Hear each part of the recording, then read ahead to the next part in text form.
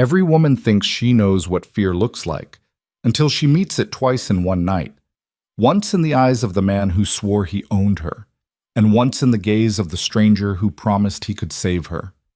Tonight, Bella Romano would discover that sometimes the most dangerous choice isn't running from the devil you know, it's trusting the one you don't. But when your daughter's life hangs in the balance and your ex-husband's threats aren't empty anymore, salvation doesn't knock politely. It walks through the door in an expensive suit, sees every bruise you've hidden, and asks one simple question. Do you want to live? If you want to see how far Bella's story goes, hit that like button and drop a comment with your city so I can see where this journey takes us. Now, let's begin. The chandelier overhead cost more than Bella Romano had earned in the last 6 months. She knew this because she'd cleaned houses like this one, scrubbed marble floors on her hands and knees while women in silk dresses walked past without seeing her. Tonight she wore a borrowed dress that didn't quite fit, stood in heels that pinched her feet, and clutched a glass of champagne she hadn't taken a single sip from. She didn't belong here. The realization wasn't new. What was new was the fresh bruise on her ribs, carefully hidden beneath the empire waist of the navy dress. What was new was the text message that had vibrated her phone 20 minutes ago, the one that made her hands shake so badly she'd nearly dropped her glass. I know where you are. I know what you're wearing. Wave to the camera, baby. Bella's eyes had darted to every corner of the ballroom after that, searching for security cameras, for Marcus's face in the crowd, for any sign that he'd made good on his threat. The party swirled around her, lawyers and businessmen, their wives draped in jewelry that could pay her rent for a year. Someone laughed too loudly near the bar. A string quartet played something classical and forgettable. She needed to leave. You look like you're about to bolt. The voice came from directly behind her, low, controlled, with an edge of amusement that didn't quite mask something sharper underneath. Bella spun around too quickly, champagne sloshing dangerously close to the rim of her glass. The man standing there didn't step back. He should have. Most people instinctively created distance when someone invaded their space, but he stood perfectly still, watching her with eyes so dark they looked black in the dim lighting. I'm sorry, Bella managed. The exit, he said, gesturing with the tumbler of whiskey in his hand. You've looked at it 12 times in the last 10 minutes. Either you're planning to run, or you're waiting for someone who's making you nervous. Bella's throat tightened. I don't know what you're talking about. No? One corner of his mouth lifted, but it wasn't quite a smile. My mistake. He should have walked away then. Should have returned to whatever conversation she'd pulled him from, dismissed her as another uncomfortable party guest counting down the minutes until they could leave. Instead, he tilted his head slightly, studying her with an intensity that made her skin prickle. Dante Moretti, he said, not offering his hand. And you are? Leaving, Bella said quickly. I was just leaving. Running, he corrected. There's a difference. The accuracy of that statement hit her like a slap. Bella felt heat rise in her cheeks, a combination of embarrassment and something dangerously close to anger. I don't need to explain myself to you. True. Dante took a slow sip of his whiskey, never breaking eye contact. But whoever you're running from isn't here. I've been watching this room all night, and the only person who's been watching you is me. That should have been creepy. Should have sent her running toward the exit she'd been eyeing. Instead, something in the certainty of his voice made her pause. Why? She asked. Why what? Why were you watching me? Dante's expression didn't change. Because you're terrified, and you're trying very hard not to show it, and because I recognize that look. Bella's grip tightened on her glass. You don't know anything about me. I know you haven't taken a single sip of that champagne. I know you've positioned yourself with your back to the wall and a clear line of sight to both exits. I know someone hurt you recently. You're favoring your left side, protecting your ribs. His voice dropped lower. And I know whoever sent you that text message 20 minutes ago is the reason you're about to run out of here without your coat. The champagne flute slipped from Bella's fingers. It seemed to fall in slow motion, crystal tumbling end over end before it shattered against the marble floor. The sound cut through the ambient noise of the party like a gunshot. Conversations stuttered, heads turned. Bella didn't notice. She was staring at Dante Moretti, her heart hammering against her ribs, the bruised ones that he somehow knew about, that he'd seen through her careful positioning and borrowed dress. How did you? It's what I do, Dante interrupted quietly. He'd already moved, stepping between her and the growing audience of curious partygoers. His body blocked her from view, gave her a moment to collect herself while a server hurried over with a towel and dustpan. I notice things other people miss. That's not normal, Bella whispered. No, he agreed. It's not. The server cleaned up the broken glass with practiced efficiency, murmuring reassurances that it happened all the time. Not to worry. Dante waited until the man had moved away before speaking again. The text message, he said.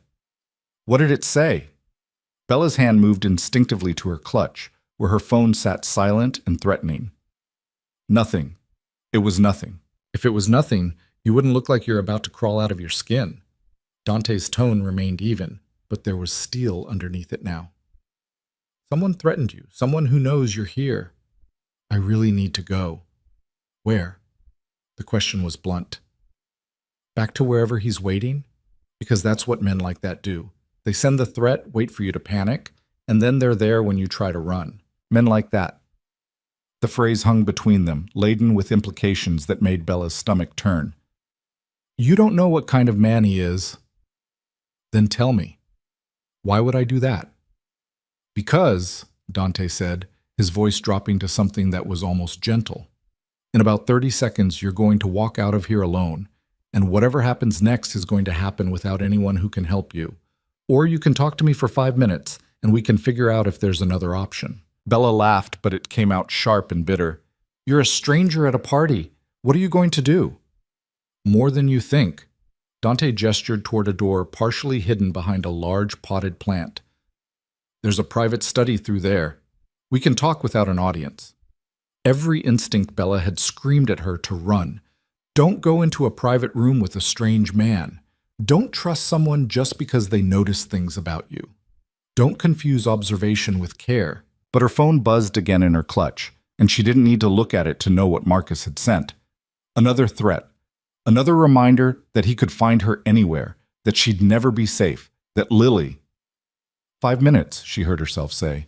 Dante nodded once and started toward the hidden door. Bella followed, aware of the eyes tracking their movement, the whispers that would start as soon as they disappeared. She didn't care. Marcus already knew where she was. Her reputation was the least of her problems. The study was exactly what she'd expected.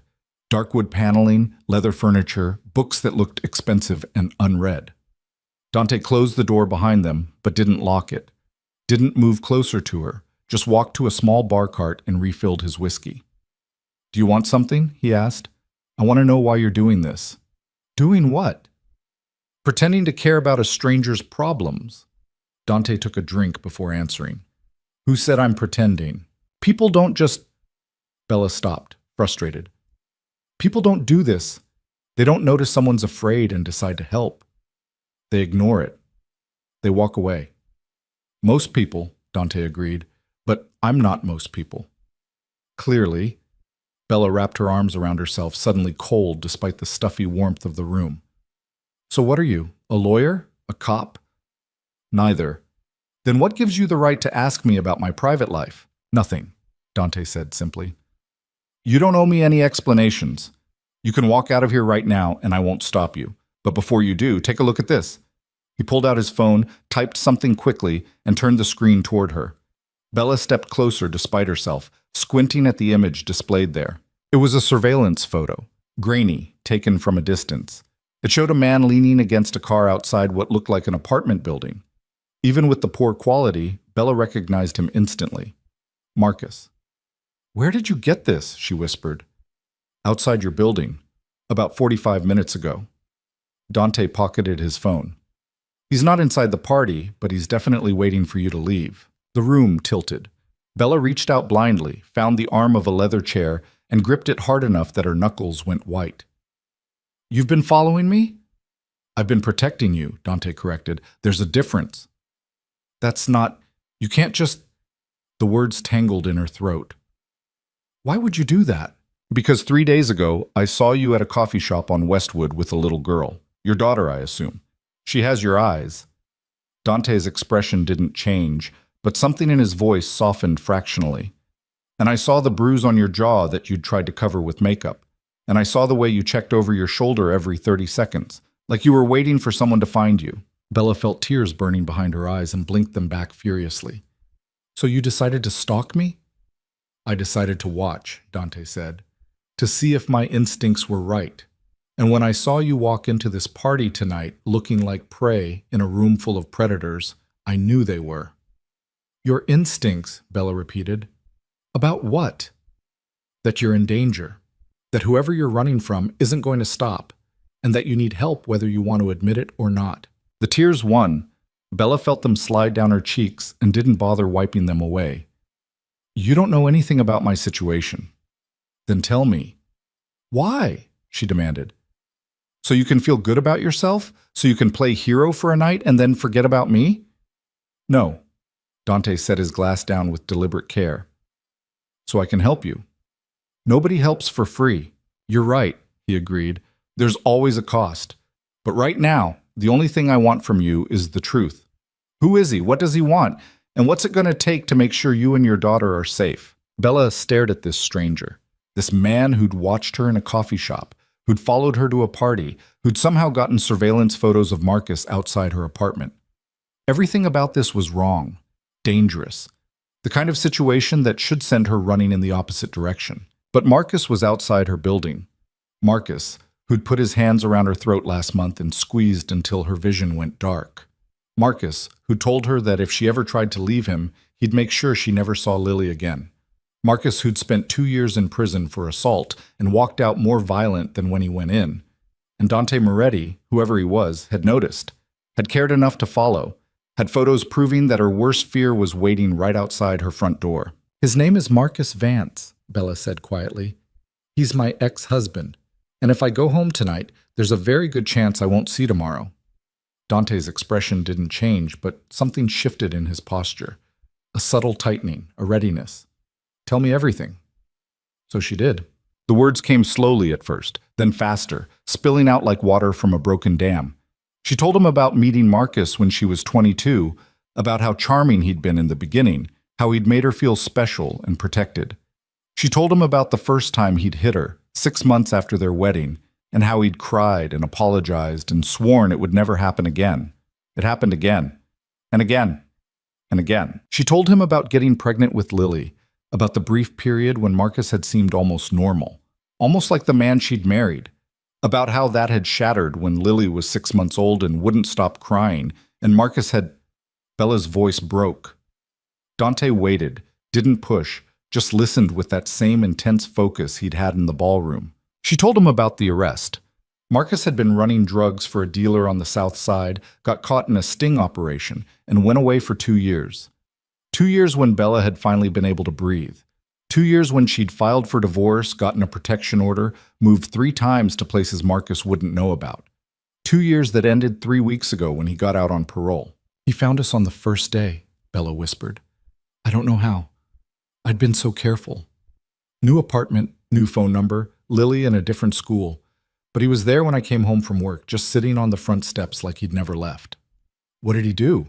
Dante asked. "Nothing. That's what made it worse. He just smiled and said he'd missed us. Said he wanted to see his daughter. Said he'd changed, gotten sober, found religion." Bella's hands clenched into fists. "I told him no. Told him the protection order was still active and he needed to leave. He just kept smiling and said orders were just paper. That family was forever." "And the bruises?" "He came back 5 days ago. Let himself into the apartment somehow. I still don't know how. I woke up at 3 in the morning and he was standing in Lily's room, just watching her sleep." Bella's voice shook. "I confronted him. He didn't like that." Dante's jaw tightened fractionally. "Where's Lily now?" "With my neighbor, Mrs. Chen. She's 73 and doesn't speak much English, but she loves Lily and she doesn't ask questions when I need someone to watch her last minute." Bella checked her phone reflexively. No new messages from Mrs. Chen, which meant Lily was still safe. Still asleep in the apartment next door while her mother stood in a stranger's study and confessed to being a failure. "The text you got tonight," Dante said. "What exactly did it say?" Bella pulled out her phone with trembling hands and showed him. The message glowed on the screen. "I know where you are. I know what you're wearing. Wave to the camera, baby. Lily looks so peaceful when she sleeps. Shame if something happened to ruin that.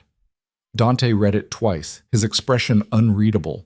Then he took the phone from her hands, gently, like he was handling something fragile, and did something to it. When he handed it back, the message was gone. "What did you just do?" Bella asked. "Backed it up to a secure server and deleted it from your phone.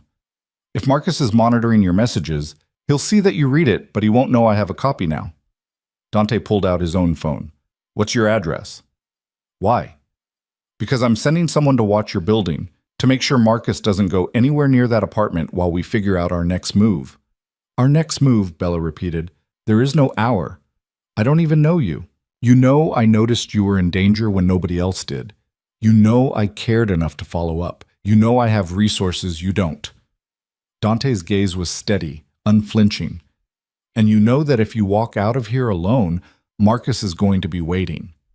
So what am I supposed to do? Trust you because you have a nice suit and talk like you're in control?"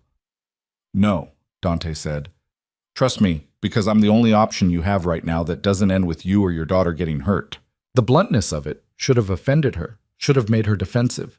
Instead, it cut through all the panic and fear and landed somewhere close to truth. "What do you want in return?" Bella asked quietly. "I told you, the truth. That's all. People don't help for nothing. Some people do." Dante pocketed his phone. "But if you need a transactional reason, here it is. I don't like men who hurt women. I don't like men who threaten children. And I especially don't like men who think they can do both and get away with it because their victim is too scared or too alone to fight back." "That's not a reason," Bella said. "That's a principle. Maybe."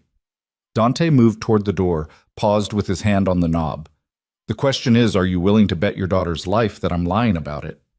Bella closed her eyes, opened them, made a decision that felt like stepping off a cliff. "Tell me what to do," she whispered. Dante nodded once, like he'd expected nothing less. "First, you're not going home tonight. Neither is Lily. I have a place, safe, secure, somewhere Marcus won't find you. We'll bring her there, along with your neighbor, if necessary. Mrs. Chen won't. I'll handle Mrs. Chen. Second, you're going to write down everything you know about Marcus. Where he's staying, who he associates with, what his patterns are. Every detail, no matter how small." "Why?" "Because if we're going to make sure he never threatens you again, I need to know exactly who we're dealing with." Dante opened the door, glanced out into the hallway to make sure it was clear. "And third, you're going to do exactly what I tell you, when I tell you, without arguing or second-guessing. Can you do that?" Bella thought about Lily, asleep and innocent and unaware that her father was a monster. Thought about Marcus's hands around her throat, his voice in her ear promising that she'd never escape him. Thought about the alternative to trusting this dangerous, intense stranger who'd somehow seen through every wall she'd built. "Yes," she said, "I can do that." "Good." Dante pulled out his phone again, typed rapidly. "My car is out front. Black Mercedes, license plate ends in 47. The driver's name is Vincent. He'll take you to get Lily and Mrs. Chen and bring you to the safe house. I'll meet you there in an hour." "Where are you going?" "To make sure Marcus doesn't follow." Dante's smile was cold, sharp-edged. "And to have a conversation with the host of this party about his security cameras. Someone's been monitoring them, and I want to know who gave Marcus access." Bella felt a chill run down her spine. "You think someone here helped him? I think men like Marcus don't get surveillance access to private parties without inside help. Which means someone at this party is either working with him or owes him a favor." Dante met her eyes. "Don't worry, I'll find out which." He said it with such casual certainty that Bella believed him. This man, whoever he really was, didn't make empty promises, didn't offer help he couldn't deliver. "Vincent will keep you safe," Dante continued. "But Bella, if Marcus approaches the car, if anything feels wrong, you call this number immediately." He handed her a business card. Plain white, just a phone number embossed in black. No name, no company. Bella tucked it into her clutch next to her useless phone and protection order that Marcus had called just paper. "Thank you," she said, because what else was there to say? Dante shook his head. "Don't thank me yet. We haven't gotten you out of this. We've just bought you some time. Time is more than I had an hour ago." "Then let's make sure we use it well." Dante opened the door wider, gestured for her to go first. The driver is waiting. Don't stop. Don't look back. Don't talk to anyone on your way out. Just walk straight to the car and get in. Bella nodded and stepped past him into the hallway. The party noise washed over her again. Laughter, music, the clink of glasses. Normal sounds from a normal world that she'd stopped being part of the moment Marcus had found her again. She walked through the ballroom with her head up and her shoulders back, ignoring the curious glances, the whispered speculation. At the front entrance, a valet opened the door and cold night air hit her face. The black Mercedes was exactly where Dante had said it would be, engine running, a man in a dark suit standing beside the rear door. "Ms. Romano," he said quietly. "I'm Vincent, please." He opened the door.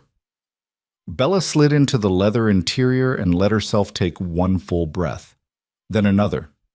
By the time Vincent closed the door and moved around to the driver's seat, Bella had her phone out and was texting Mrs. Chen. The old woman wouldn't understand most of it, but she'd understand the important part. "Bring Lily. We're leaving. Now." "The address, Ms. Romano?" Vincent asked from the front seat. Bella gave it to him. As the car pulled away from the curb, she twisted around to look back at the mansion, at the golden light spilling from its windows, at the world she'd tried so hard to touch for just one night. Dante Moretti stood in the doorway, watching the car leave. Even from this distance, even in the darkness, Bella could feel the weight of his gaze. Then Vincent turned a corner and the mansion disappeared, and Bella was left alone with her thoughts and her fear and the fragile, terrifying hope that maybe, just maybe, she'd made the right choice. Her phone buzzed. Not Mrs. Chen. "Marcus. You left early. That's rude. Don't worry, baby. We'll talk soon. You, me, and our little girl. Just like a family should." Bella deleted the message with shaking hands and stared out at the dark street sliding past. Somewhere out there, Marcus was planning his next move. Somewhere behind her, Dante Moretti was planning his. And somewhere ahead, in a safe house she'd never seen with a man she'd met an hour ago, Bella Romano was about to discover that sometimes the only way to escape one dangerous man was to trust another. She just hoped she'd live long enough to figure out which one was which. The safe house wasn't what Bella had expected. She'd imagined something industrial, concrete walls, security cameras, the kind of sterile environment that screamed hiding place. Instead, Vincent pulled up to a quiet brownstone in a neighborhood that looked almost suburban. Trees lined the street. Porch lights glowed warm and welcoming. A cat sat on a nearby fence, watching the car with lazy indifference. "This is it?" Bella asked. "This is it," Vincent confirmed. He got out, opened her door, and scanned the street with practiced efficiency before nodding. "All clear. Let's get you inside." Mrs. Chen was already on the front steps, Lily asleep in her arms. The old woman's expression was worried but calm, and she handed Lily over without a word of protest when Bella reached for her. "Thank you," Bella whispered. "Thank you so much." Mrs. Chen patted her arm and said something in Cantonese that Bella didn't understand but felt in her bones. "Stay safe. Be careful. Protect that baby." Vincent unlocked the door and ushered them inside. The interior was just as unexpected as the exterior. Hardwood floors, comfortable furniture, a kitchen that looked actually lived in. No bars on the windows, no obvious security measures. "Mr. Moretti will be here within the hour," Vincent said. "Until then, I'll be right outside. Don't open the door for anyone except him. Understood?" Bella nodded, too tired to do anything else. Vincent left, and the lock clicked into place behind him with a sound that should have been comforting, but somehow wasn't. Mrs. Chen settled onto the couch with a grateful sigh. Bella carried Lily upstairs. Vincent had pointed to a bedroom, already made up with fresh sheets, and laid her daughter down carefully. Lily didn't wake, just curled onto her side and kept dreaming whatever innocent dreams 4-year-olds had. Bella stood there for a long moment, watching her chest rise and fall. This was what mattered. This was what she'd do anything to protect. Downstairs, she found Mrs. Chen dozing on the couch. Bella covered her with a blanket and walked to the window, peering out through the curtains. Vincent stood by the car, phone to his ear, completely still in the darkness. This was real. This was happening. She was in a stranger's safe house with her daughter, an elderly neighbor, trusting a man she'd met 2 hours ago to protect them from her ex-husband. The absurdity of it should have sent her into hysterics. Instead, she just felt numb. Headlights swept across the street. Bella tensed, but it was just another black car. This one pulling up behind Vincent's Mercedes. The driver's door opened and Dante Moretti stepped out, moving with the same controlled grace he'd had at the party. Vincent met him on the sidewalk. They spoke briefly, too quiet for Bella to hear through the window. Then Dante looked up at the house, directly at the window where she stood. Bella didn't move, didn't step back. Just let him see her there, outlined in the faint light from the living room. Dante said something else to Vincent, then walked toward the front door. Bella heard his footsteps on the porch, the sound of a key in the lock. The door opened and he stepped inside, bringing cold air and the faint scent of expensive cologne with him. "Everything okay?" he asked quietly. "Define okay," Bella said. Dante's mouth quirked slightly. "Fair point. Is Lily settled?" "Asleep upstairs. Mrs. Chen too, basically." Bella wrapped her arms around herself. "What happened at the party?" "The security system was compromised. Someone gave Marcus remote access to the cameras 3 days ago." Dante locked the door behind him, engaged 2 additional deadbolts that Bella hadn't even noticed. "The host is unhappy. He's dealing with it." "Dealing with it how?" "In ways that don't concern you." Dante moved past her into the living room, checked the windows, drew the curtains more securely. "What matters is that Marcus doesn't have eyes on you anymore. He'll find another way. Probably. Which is why we're not staying here long term." Dante finally stopped moving and looked at her directly. "Tomorrow, we're moving you somewhere more permanent, somewhere he definitely can't find." "Where?" "A property I own upstate. Completely off-grid, no digital footprint. You'll be safe there while we figure out the permanent solution." "Permanent solution?" Bella repeated. "You mean like witness protection?" "I mean like making sure Marcus Vance is never a threat to you again." Dante's voice was flat, matter of fact. "There are legal ways to do that, and other ways." The implication hung heavy in the air between them. Bella knew she should be horrified, should ask what he meant by other ways, should establish boundaries around whatever this arrangement was becoming. Instead, she heard herself ask, "Who are you? Really?" Dante considered her for a long moment. "Someone who helps people when the system fails them." "That's not an answer." "It's the only one you're getting tonight." He moved toward the kitchen, and Bella heard the sound of running water, the clink of glasses. He returned with 2 tumblers, one of which he held out to her. "Whiskey. You look like you need it." Bella took the glass but didn't drink. "I don't even like whiskey." "You don't have to like it. You just have to get through the next few hours without falling apart." Dante raised his own glass in a mockery of a toast. "To surviving." "To surviving?" Bella echoed and took a sip. It burned going down, sharp and peaty and unpleasant. She took another sip anyway. Dante was right. She needed something to get through this, and whiskey was as good as anything. They stood there in the dim living room, drinking in silence while Mrs. Chen snored softly on the couch. Outside, Vincent paced the perimeter like a sentry.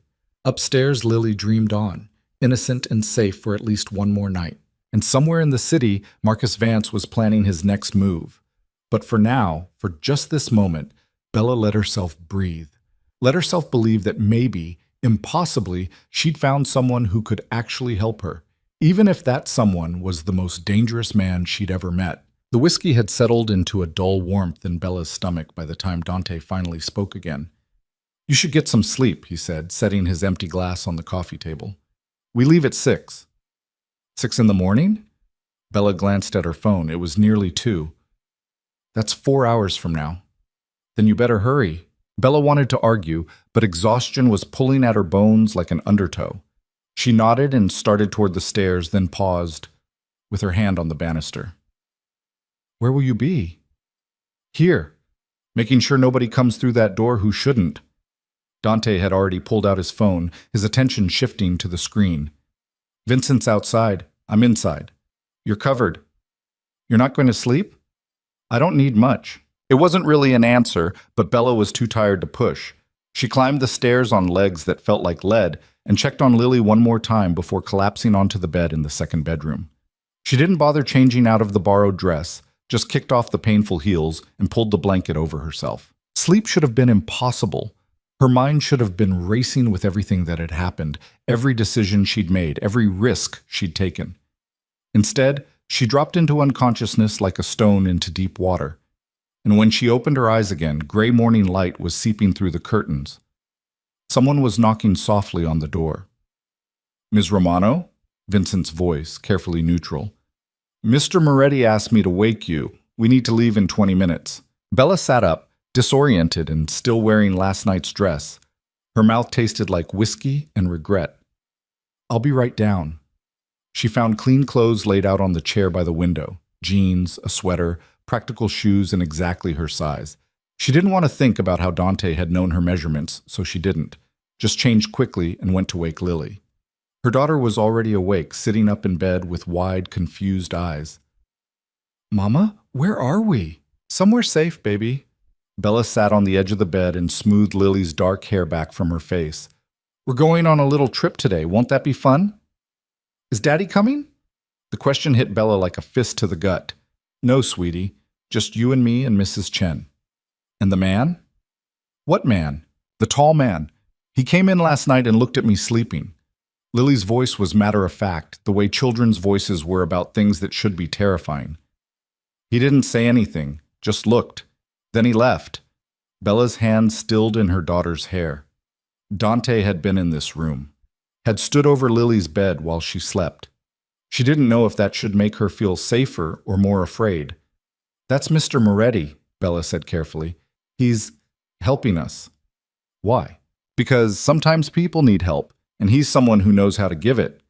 Lily considered this with the seriousness of a 4-year-old philosopher. "Is he nice?" "I think so. I hope so." Bella kissed her daughter's forehead. "Come on, let's get you dressed." Downstairs, Mrs. Chen was already awake and eating toast in the kitchen. Dante stood by the window, phone pressed to his ear, speaking in rapid Italian that Bella couldn't follow. He glanced up when she entered, nodded once, and ended the call. "We have a problem," he said without preamble. Bella's stomach dropped. "What kind of problem?" "Marcus filed a petition with family court this morning. Emergency custody hearing, claiming you're an unfit mother who's kidnapped his daughter." Dante's expression was unreadable. "It's bullshit, obviously, but it means we can't just disappear upstate. Not yet. We need to deal with this legally, or he'll have the police looking for you." "He can't just—" Bella's voice cracked. "He was arrested for assault. He's a convicted felon on parole. How is he allowed to file for custody? Because he has rights as a biological father, and because the system is slow and stupid and doesn't care that he's dangerous." Dante pocketed his phone. "But it also means we have an opportunity." "What opportunity?" "If he's willing to go to court, it means he thinks he can win, which means he's not planning to just grab Lily off the street. Too messy, too risky. He wants this to look legitimate." Dante moved to the kitchen table and pulled out a chair. "Sit. We need to talk strategy." Bella sat, her mind spinning. Mrs. Chen offered her toast, but she waved it away. Lily appeared at the bottom of the stairs, dressed in the clothes Bella had laid out the night before, and immediately went to Mrs. Chen's side. "When's the hearing?" Bella asked. 3 days from now, Tuesday at 10.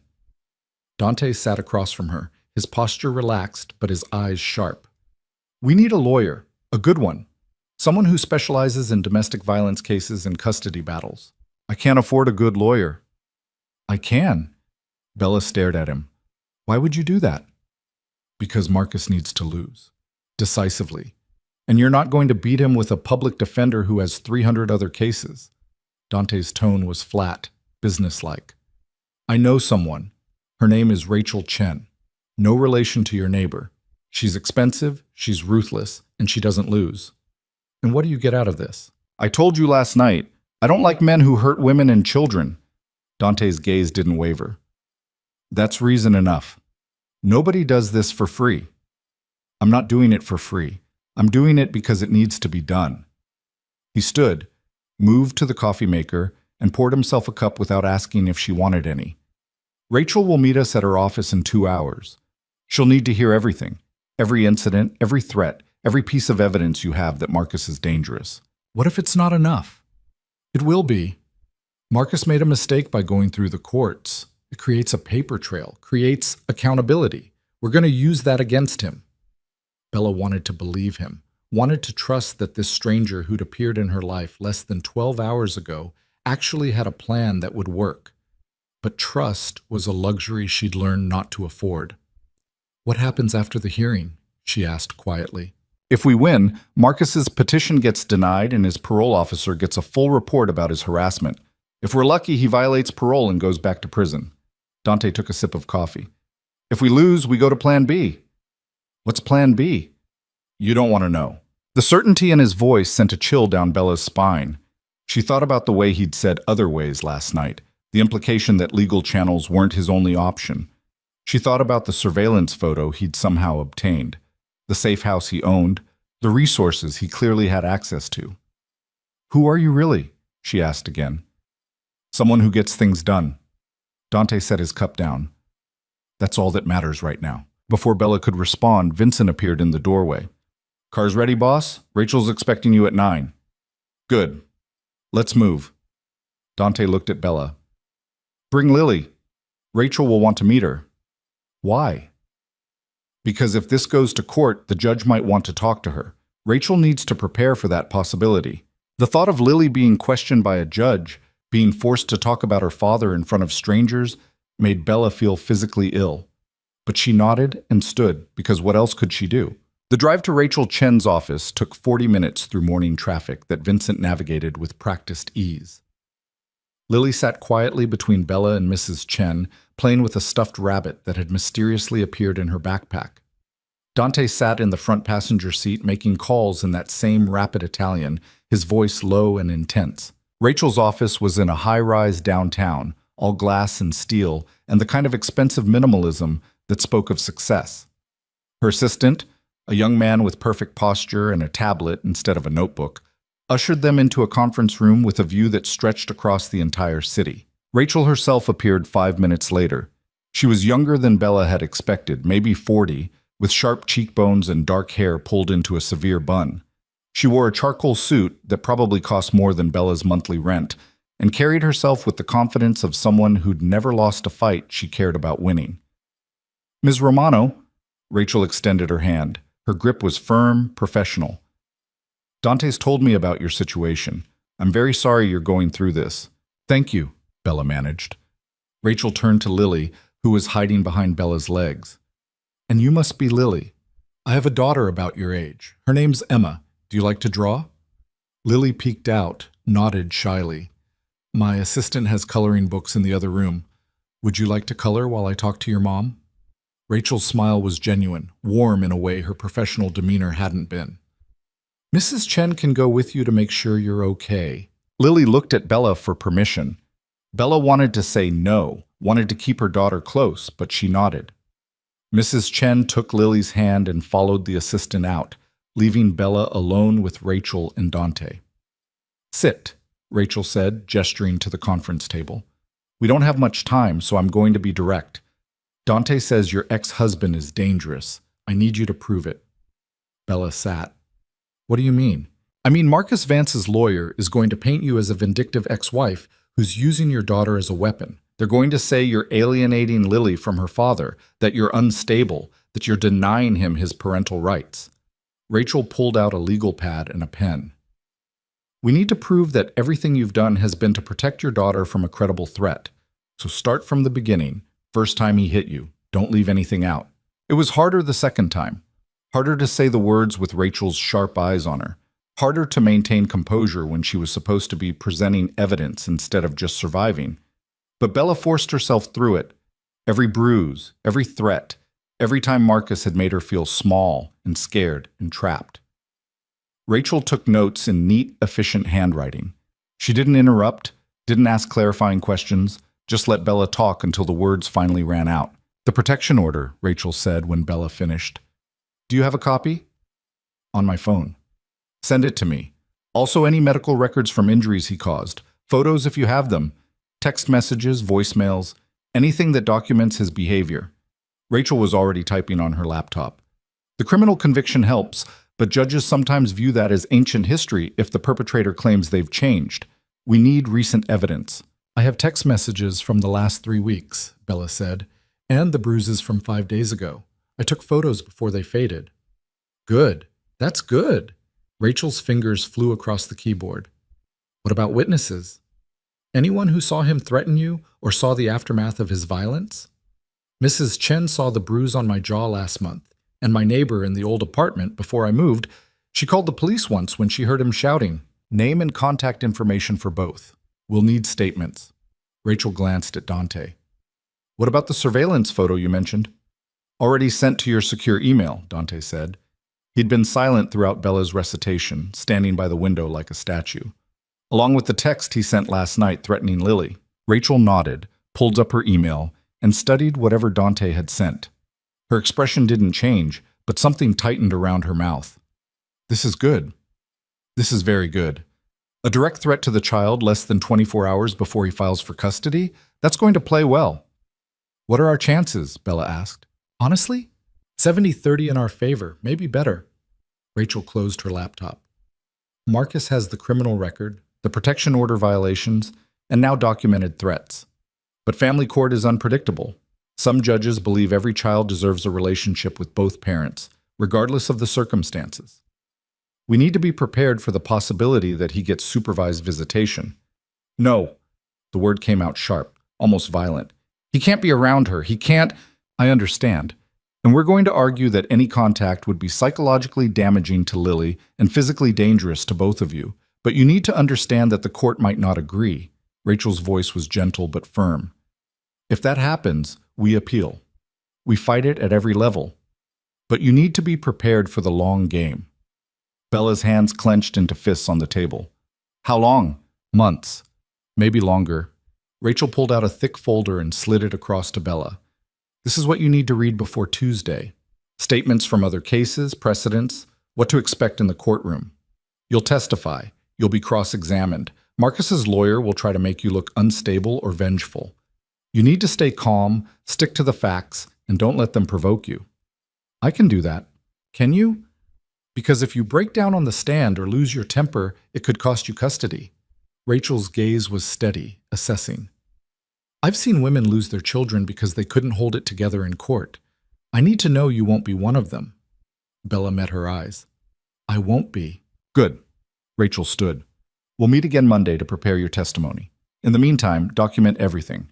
If Marcus contacts you, don't respond but save every message. If he shows up anywhere near you, call the police immediately and then call me. Understood? Understood. Rachel walked them to the door, then pulled Dante aside. They spoke in low voices that Bella couldn't quite hear. She saw Rachel's expression shift from professional to something harder, saw Dante nod once, sharply. When they rejoined Bella, Rachel's smile was back in place. You're in good hands. Dante doesn't lose either. They collected Lily and Mrs. Chen from the assistant's office. Lily had colored an elaborate picture of what appeared to be a castle with a dragon, both rendered in purple crayon. She clutched it proudly as they rode the elevator down to the parking garage. Did you like Emma's mommy? Bella asked. She's nice. She said Daddy can't take me away. Lily's voice was small, uncertain. Is that true? Bella's throat closed. She looked at Dante, who was watching them both with that same unreadable expression.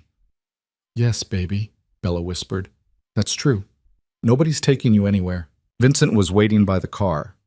As they drove back through the city, Bella stared out the window and tried not to think about what would happen if Rachel was wrong. If the judge decided Marcus deserved another chance. If the system failed her the way it had failed so many women before her. You're spiraling, Dante said quietly. Bella jerked her attention back to the car. What? I can see it. You're thinking about all the ways this could go wrong. He was looking at her now, his dark eyes steady. Stop. Easy for you to say. No, it's not. But it's necessary. Dante shifted in his seat to face her more fully. You can't control what the judge decides. You can't control what Marcus does. All you can control is how you respond. So respond by trusting that we're going to win. And if we don't, we will. You can't know that. No, Dante agreed. But I can stack the odds so heavily in our favor that losing becomes almost impossible. That's what I'm doing. That's what Rachel's doing. Your job is to show up Tuesday and tell the truth. Bella wanted to argue, but Lily was listening with those wide, worried eyes. So she nodded and looked back out the window and tried to believe that Dante Moretti was as good at stacking odds as he claimed. They didn't go back to the brownstone. Instead, Vincent drove them to a different address, an apartment building in a quieter neighborhood, older but well-maintained. Dante led them up 3 flights of stairs to a corner unit with good light and furniture that looked comfortable rather than expensive. "This is where you're staying until Tuesday," Dante said, handing Bella a key. "Building has security cameras and a doorman who knows not to let anyone up without calling first. Vincent will be nearby. I'll check in daily." "Where will you be?" Bella asked, "making sure Marcus doesn't do anything stupid before the hearing." Dante moved through the apartment, checking windows, testing locks. "He's going to be watching you, waiting for you to mess up. Give him ammunition. Don't give it to him." "I won't." "Good." Dante finished his inspection and headed for the door. "I'll see you Monday at Rachel's office. 9 sharp. Don't be late." "Wait." Bella followed him into the hallway. "Why are you doing this, really?" Dante paused, his hand on the stair railing. For a moment she thought he wouldn't answer. Then he said, "Because someone should have done it for my mother, and nobody did." He was gone before Bella could respond, his footsteps echoing down the stairwell until they faded to silence. Bella stood there for a long moment, processing. Then she went back inside and locked the door behind her. The weekend passed in a strange suspension of time. Lily adapted quickly the way children did, turning the unfamiliar apartment into a game. Mrs. Chen cooked simple meals and hummed old Cantonese songs. Bella read through Rachel's folder until the words blurred together, memorizing statistics and legal precedents and strategies for staying calm under cross-examination. Marcus didn't contact her. That should have been a relief, but instead it felt ominous, like the quiet before something terrible. Monday morning arrived too quickly. Bella dressed carefully in clothes that Dante had somehow arranged to be delivered. A navy suit that fit perfectly, professional but not expensive, the kind of outfit that said responsible mother rather than desperate victim. She dropped Lily off with Mrs. Chen, who would stay at the apartment until the hearing was over, and met Vincent downstairs. Rachel's office felt different the second time. Less intimidating, maybe. Or maybe Bella was just too numb to be intimidated anymore. Rachel greeted her with coffee and a reassuring smile that didn't quite reach her eyes. "We need to talk about tomorrow," Rachel said, settling into her chair. "The judge is Patricia Alvarez. She's fair but tough. Doesn't suffer fools or liars. That works in our favor." "Okay." Marcus's lawyer is going to paint a picture of a devoted father who made mistakes in the past, but has reformed. They'll emphasize his completion of anger management classes in prison, his steady employment since release, his desire to be part of his daughter's life. Rachel pulled out a document and slid it across the desk. "This is his petition. Read it." Bella read. It was worse than she'd imagined. Marcus claimed she'd been keeping Lily from him out of spite, that she'd fabricated abuse allegations, that she was emotionally unstable and prone to paranoia. There were character witnesses listed, people Bella had never met who apparently thought Marcus was a changed man. "This is all lies," Bella said, her voice shaking. "I know. And we're going to prove it. But you need to be prepared for how it's going to feel to hear these things said about you in open court." Rachel leaned forward. "They're going to call you vindictive, unstable, a bad mother. You cannot react. You cannot get angry or defensive. You answer every question calmly and truthfully, and you let me handle the rest." They spent the next 3 hours doing mock testimony. Rachel played the role of Marcus's lawyer, asking questions designed to provoke and undermine. She was brutal, relentless, finding every weak spot in Bella's story and pushing until Bella wanted to scream. "Again," Rachel said when Bella's voice cracked on a particularly painful question about why she hadn't left Marcus sooner. "From the top. And this time, don't apologize. You did what you had to do to survive. Own it." By the time they finished, Bella felt wrung out and raw. But she also felt something else, a grim determination that hadn't been there before. "You're ready," Rachel said finally. "Not perfect, but ready. Remember, calm, factual, honest. Don't embellish, don't minimize. Just tell the truth." Bella nodded. "What about Lily? Will they question her?" "Probably not in open court. If the judge wants to talk to her, it'll be in chambers with the child psychologist present. I'll be there. You won't." Rachel's expression softened slightly. I know that's hard, but it's better this way. Lily will be more honest without you in the room. The thought of her daughter being questioned without her there made Bella's chest tighten, but she understood the logic. Okay, go home, get some rest. I'll see you at the courthouse at 9:30 tomorrow. Rachel walked her to the door. And Bella? We're going to win this. Bella wanted to believe her. She really did. That night, Bella couldn't sleep. She lay in the unfamiliar bed and stared at the ceiling and thought about all the ways tomorrow could go wrong. Around midnight, her phone buzzed. It was Dante. Just 2 words. You ready? She typed back, no. 3 dots appeared, disappeared, appeared again. Then, good. Overconfidence loses cases. Healthy fear keeps you sharp. Bella stared at the message for a long moment. Then, thank you for all of this. The response came quickly. Don't thank me yet. Thank me when it's over and Lily's safe. She wanted to ask where he was, what he was doing, if he really believed they could win. But before she could type anything, another message came through. Get some sleep, Bella.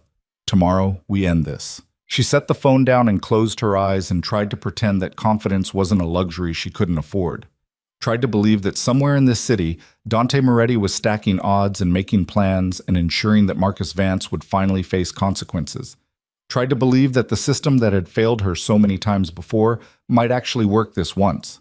And failed at all of it. When morning came, Bella was already awake. The courthouse steps felt steeper than they should have been. Bella climbed them with Rachel on one side and Vincent a few paces behind, his presence both reassuring and unsettling. The morning air was cold, biting through her suit jacket, and somewhere in the crowd of people streaming toward the entrance, Marcus was probably watching. She didn't look for him. Rachel had been clear about that.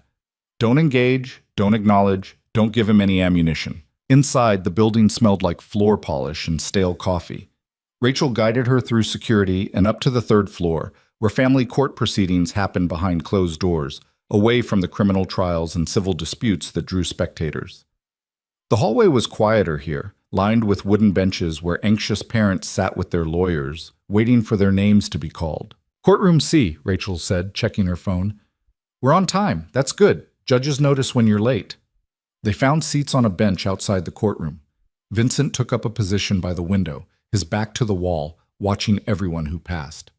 Bella's hands were shaking, so she clasped them together in her lap and stared at the floor.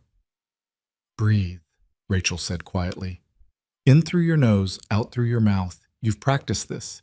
You know what to do. What if I mess up? You won't. And even if you stumble, that's human. The judge expects you to be nervous. She'd be suspicious if you weren't. Rachel pulled out her tablet and began reviewing notes. Just remember, answer the question asked, don't volunteer extra information, and look at the judge when you speak, not at Marcus or his lawyer. What if he tries to talk to me? He won't. His lawyer isn't stupid enough to allow it. But if he does, you don't respond. You look at me, and I handle it.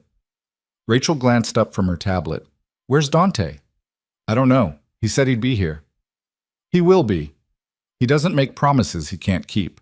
Rachel returned to her notes, her expression unreadable. 10 minutes passed. Then 20. Bella watched other families enter courtroom C.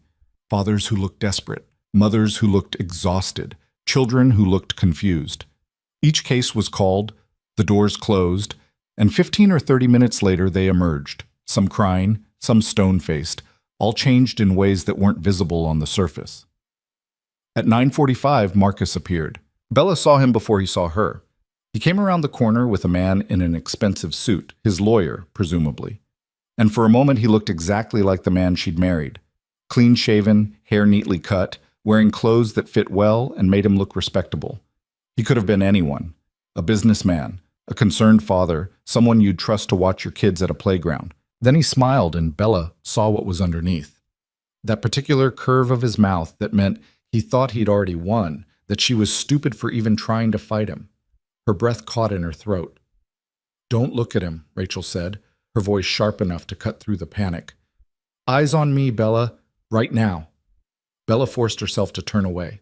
Her heart was hammering so hard she could feel it in her temples. Marcus and his lawyer took seats on the opposite bench.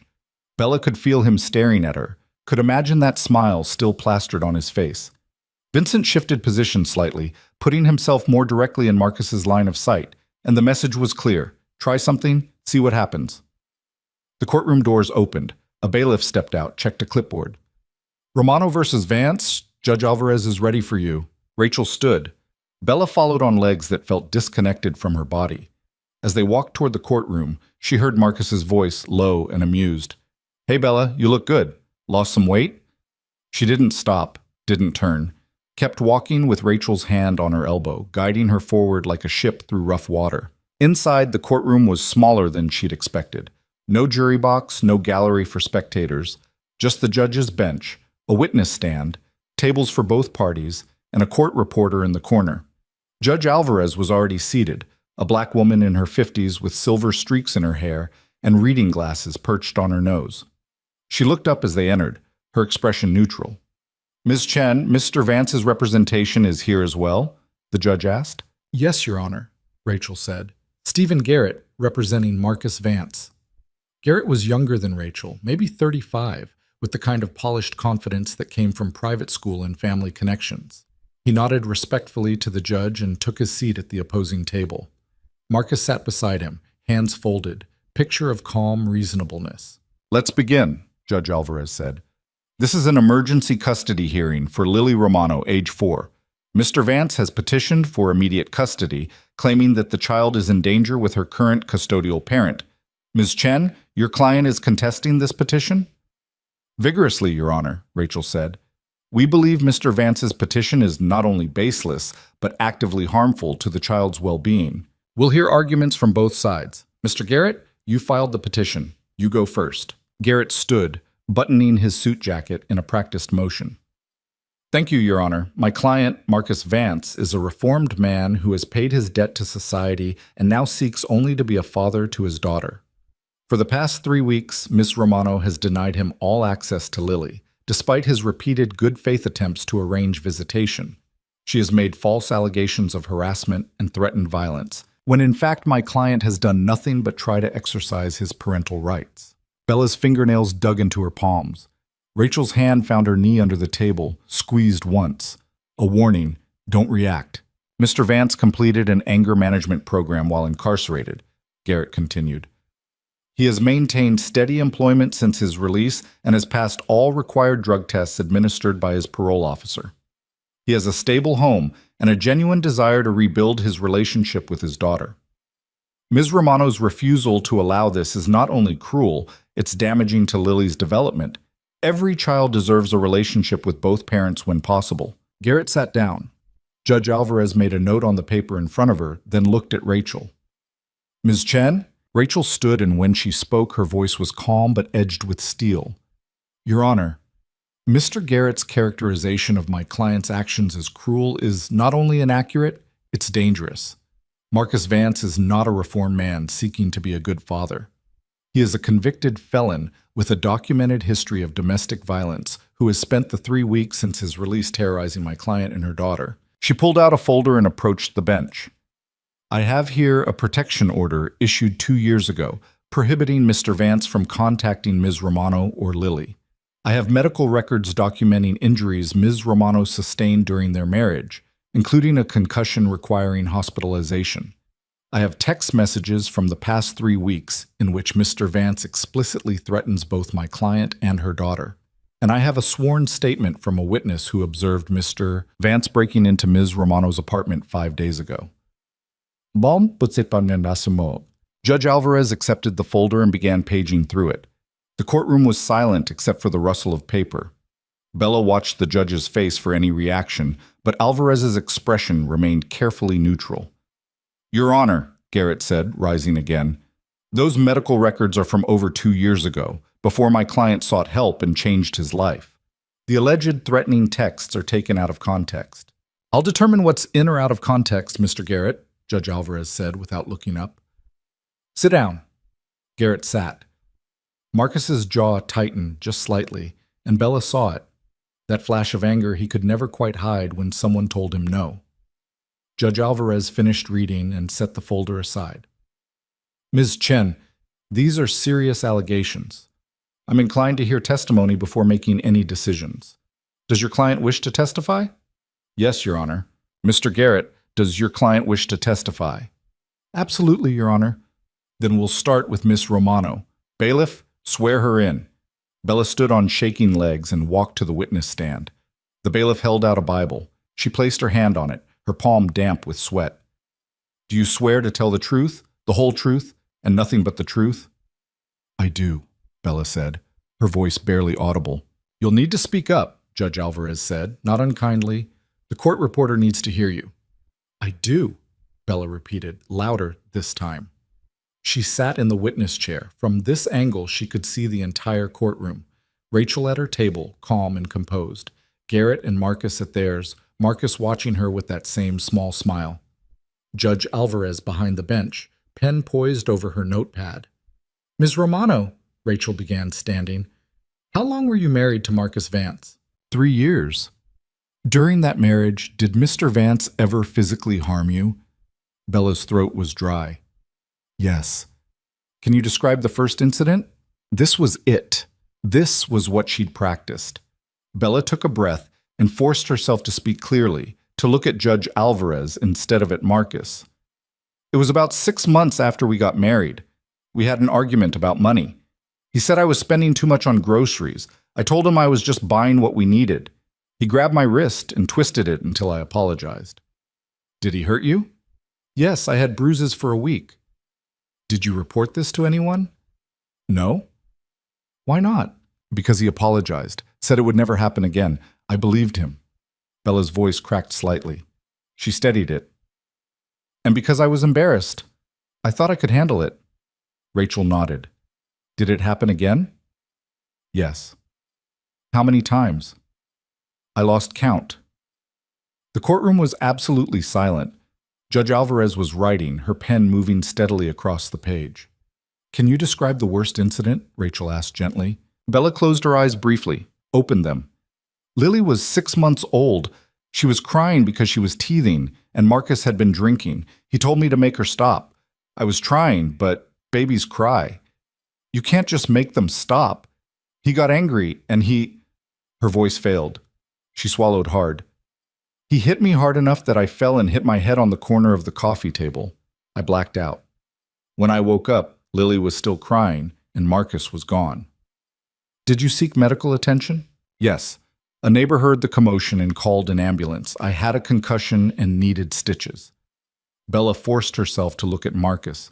His smile was gone now. His expression was cold, flat. That's when I told the hospital what really happened. That's when they called the police. And Mr. Vance was arrested? Not right away. They questioned him, but he claimed I'd fallen on my own, that I was clumsy and trying to blame him. It wasn't until he got arrested for the drug charges that everything came together. Rachel paced slowly in front of the witness stand. After Mr. Vance was incarcerated, what did you do? I filed for divorce. Got a protection order. Moved 3 times to make sure he couldn't find us when he got out. But he found you anyway. Yes. 3 weeks ago, the first day he was released. What happened when he found you? He was waiting at our apartment. He said he'd missed us. Said he wanted to be a family again. Bella's hands clenched in her lap. I told him no. Told him about the protection order. He just smiled and said orders were just paper. Did he threaten you? Not directly, not that first time. He just said family was forever and that he'd be seeing us around. What about subsequent encounters? He started showing up places. Outside Lily's preschool, at the coffee shop I go to in the mornings. He never approached us directly, just made sure I saw him, so I'd know he could get to us whenever he wanted. Rachel pulled out her phone. Your Honor, I'd like to enter into evidence a text message Mr. Vance sent to my client 4 nights ago. She passed the phone to the bailiff, who handed it to Judge Alvarez. The judge read it, her expression tightening almost imperceptibly. Ms. Romano, Rachel said, can you read that message aloud for the record? Bella's voice shook as she recited the words she'd memorized through sheer repetition. I know where you are. I know what you're wearing. Wave to the camera, baby. Lily looks so peaceful when she sleeps. Shame if something happened to ruin that. Did you interpret that as a threat? Yes. He was threatening my daughter. Objection, Garrett said, standing. The message doesn't explicitly threaten anyone. It could be interpreted as a father expressing concern about his daughter's safety. Overruled, Judge Alvarez said. I can read, Mr. Garrett. That's a threat. Continue, Ms. Chen. Rachel turned back to Bella. 5 days ago, you reported that Mr. Vance broke into your apartment. Can you describe what happened? I woke up at 3 in the morning. He was standing in Lily's room watching her sleep. I confronted him, asked how he got in. He said he still had keys from when we were married, that this was still his home. Bella's voice was steadier now, the words coming easier. I told him to leave or I'd call the police. He laughed and said the police wouldn't get there in time to matter. Then he grabbed me, pushed me against the wall, and told me I needed to remember my place. Did he hurt you? Yes, he hit me in the ribs, hard enough that I had trouble breathing for 2 days. Did you report this to the police? No. Why not? This was the hard part, the part that made her look weak, stupid. Bella forced herself to say it anyway. Because I was afraid. Because the last time I reported him, nothing happened until he got arrested for something else. Because I thought if I called the police, it would just make him angrier and I'd be the one who paid for it. So what did you do instead? I took photos of the bruises, changed the locks, started sleeping with a chair under the doorknob. Bella looked directly at Judge Alvarez. And I tried to keep Lily safe. That's all I've ever tried to do. Rachel nodded. No further questions, Your Honor. Mr. Garrett, cross-examination? Judge Alvarez asked. Garrett stood, and Bella braced herself. This was what Rachel had prepared her for. The questions designed to make her look paranoid, vindictive, unstable. Ms. Romano, Garrett began, his tone friendly, conversational. You said you moved 3 times to avoid my client. Isn't it true that you moved because you were having financial difficulties? No, I moved to stay away from Marcus. But you were struggling financially, weren't you? Single mother, low-paying job, living paycheck to paycheck? I was managing. Managing by relying on the charity of neighbors? Mrs. Chen, for instance, who watches your daughter for free because you can't afford proper childcare. Mrs. Chen is a friend. She offers to watch Lily because she cares about us, or because you've manipulated an elderly woman into providing free services. Garrett's smile was sharp. Isn't it true that you've been telling people my client is dangerous as a way to garner sympathy and support? Objection, Rachel said, argumentative and assumes facts not in evidence. Sustained, Judge Alvarez said. Rephrase, Mr. Garrett. Garrett nodded. Have you told people that my client is dangerous? Yes, because he is. Based on incidents from over 2 years ago? Based on him breaking into my apartment 5 days ago and threatening my daughter 4 days ago? You say he broke in, but you have no proof of that, do you? No police report? No witnesses? I have the bruises. Bruises you photographed yourself, which could have come from anywhere. Garrett paced closer to the witness stand. Ms. Romano, isn't it possible that you've exaggerated or even fabricated these recent incidents because you don't want to share custody of Lily? No. Isn't it true that you told my client, and I quote, you'll never see her again? I said that to protect my daughter from a man who hurt me repeatedly during our marriage. A marriage you've characterized as entirely abusive, yet you stayed for 3 years. Why? The question hit like a slap. Bella felt her composure cracking, felt the tears burning behind her eyes. Because I was scared. Because I had nowhere else to go. Because he convinced me that I deserved it, that I was the problem. Or because it wasn't actually that bad, and you're now exaggerating to win sympathy in this custody battle? Objection! Rachel's voice cut through the courtroom like a whip. Counsel is badgering the witness. Sustained. Mr. Garrett, I'm warning you. Garrett backed off slightly, but the damage was done. Bella could feel herself shaking, could feel the carefully constructed composure that Rachel had drilled into her starting to crumble. Let's talk about the night of the party, Garrett said, switching tactics. 4 nights ago, you attended a social event at a private residence. Why? A friend invited me. And you left your daughter with Mrs. Chen to go to this party? Yes. So you felt comfortable leaving Lily with an elderly neighbor, but you claim you're terrified for her safety? I left her with someone I trust in a locked apartment. That's different from leaving her alone with someone who's hurt me. You keep saying my client hurt you. But according to his parole records, he's completed anger management, maintained employment, and had 0 violations. Doesn't that suggest he's changed? No. Why not? Because people like Marcus don't change. They just get better at hiding what they are. The words came out harder than Bella had intended, edged with bitterness. She saw Judge Alvarez's pen pause on the notepad, saw Garrett's smile widen slightly.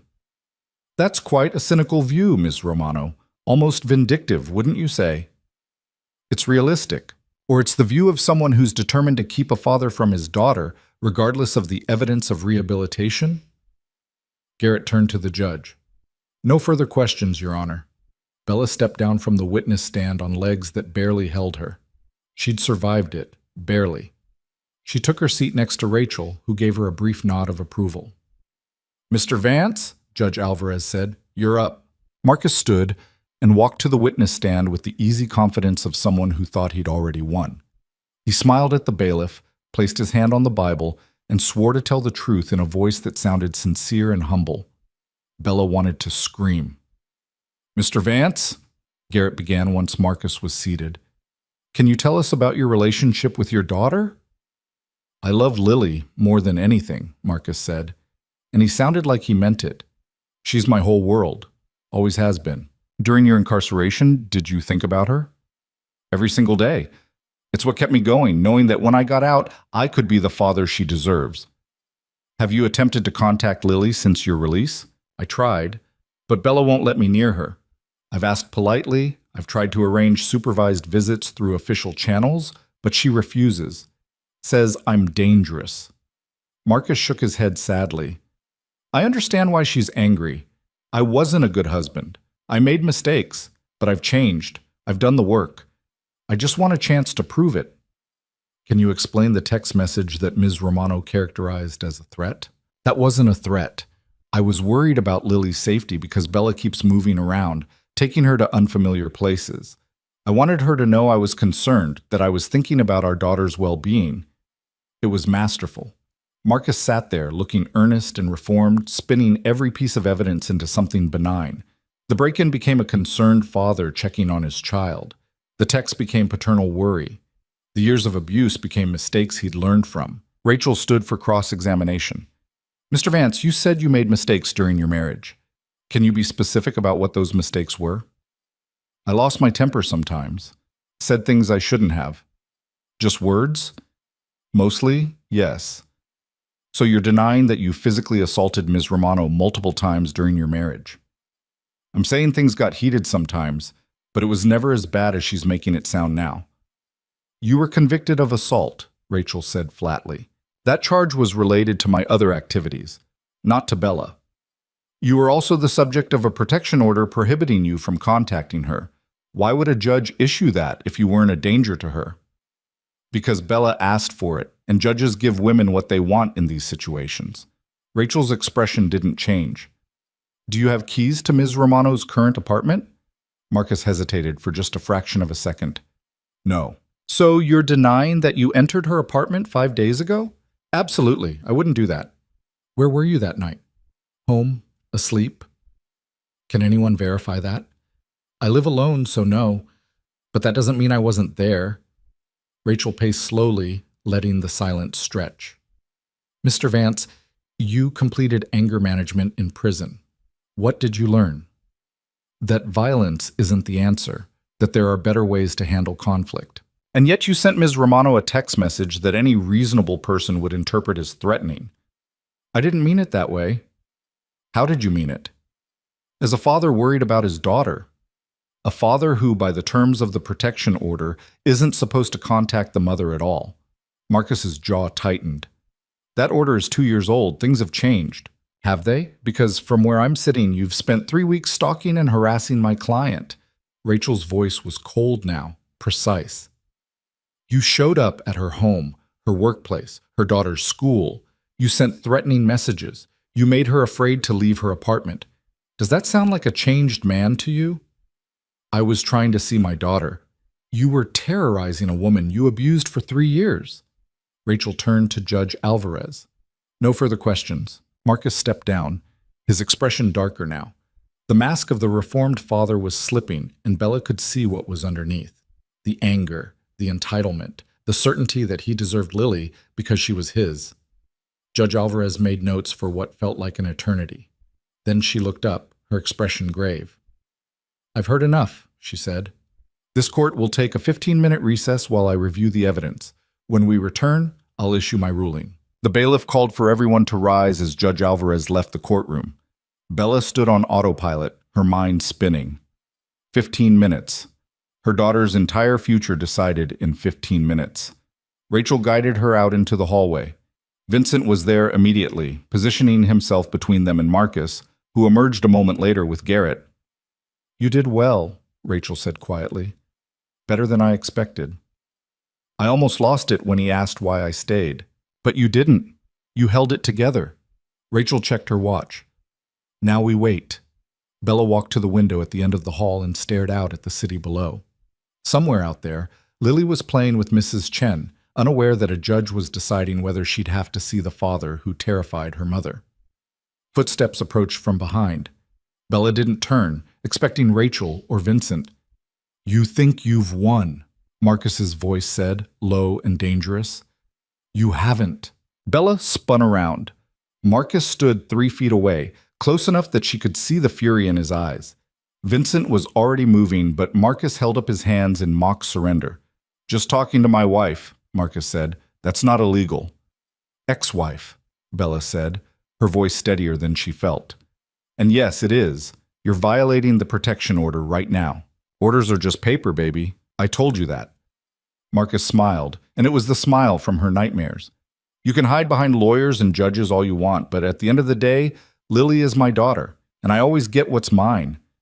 Vincent put himself between them, his hand moving to his jacket in a gesture that was unmistakable. "Step away from her. Now." Marcus laughed and backed up, hands still raised. "Relax, friend. Just having a conversation." He looked past Vincent to Bella. "See you soon, Bella. Real soon."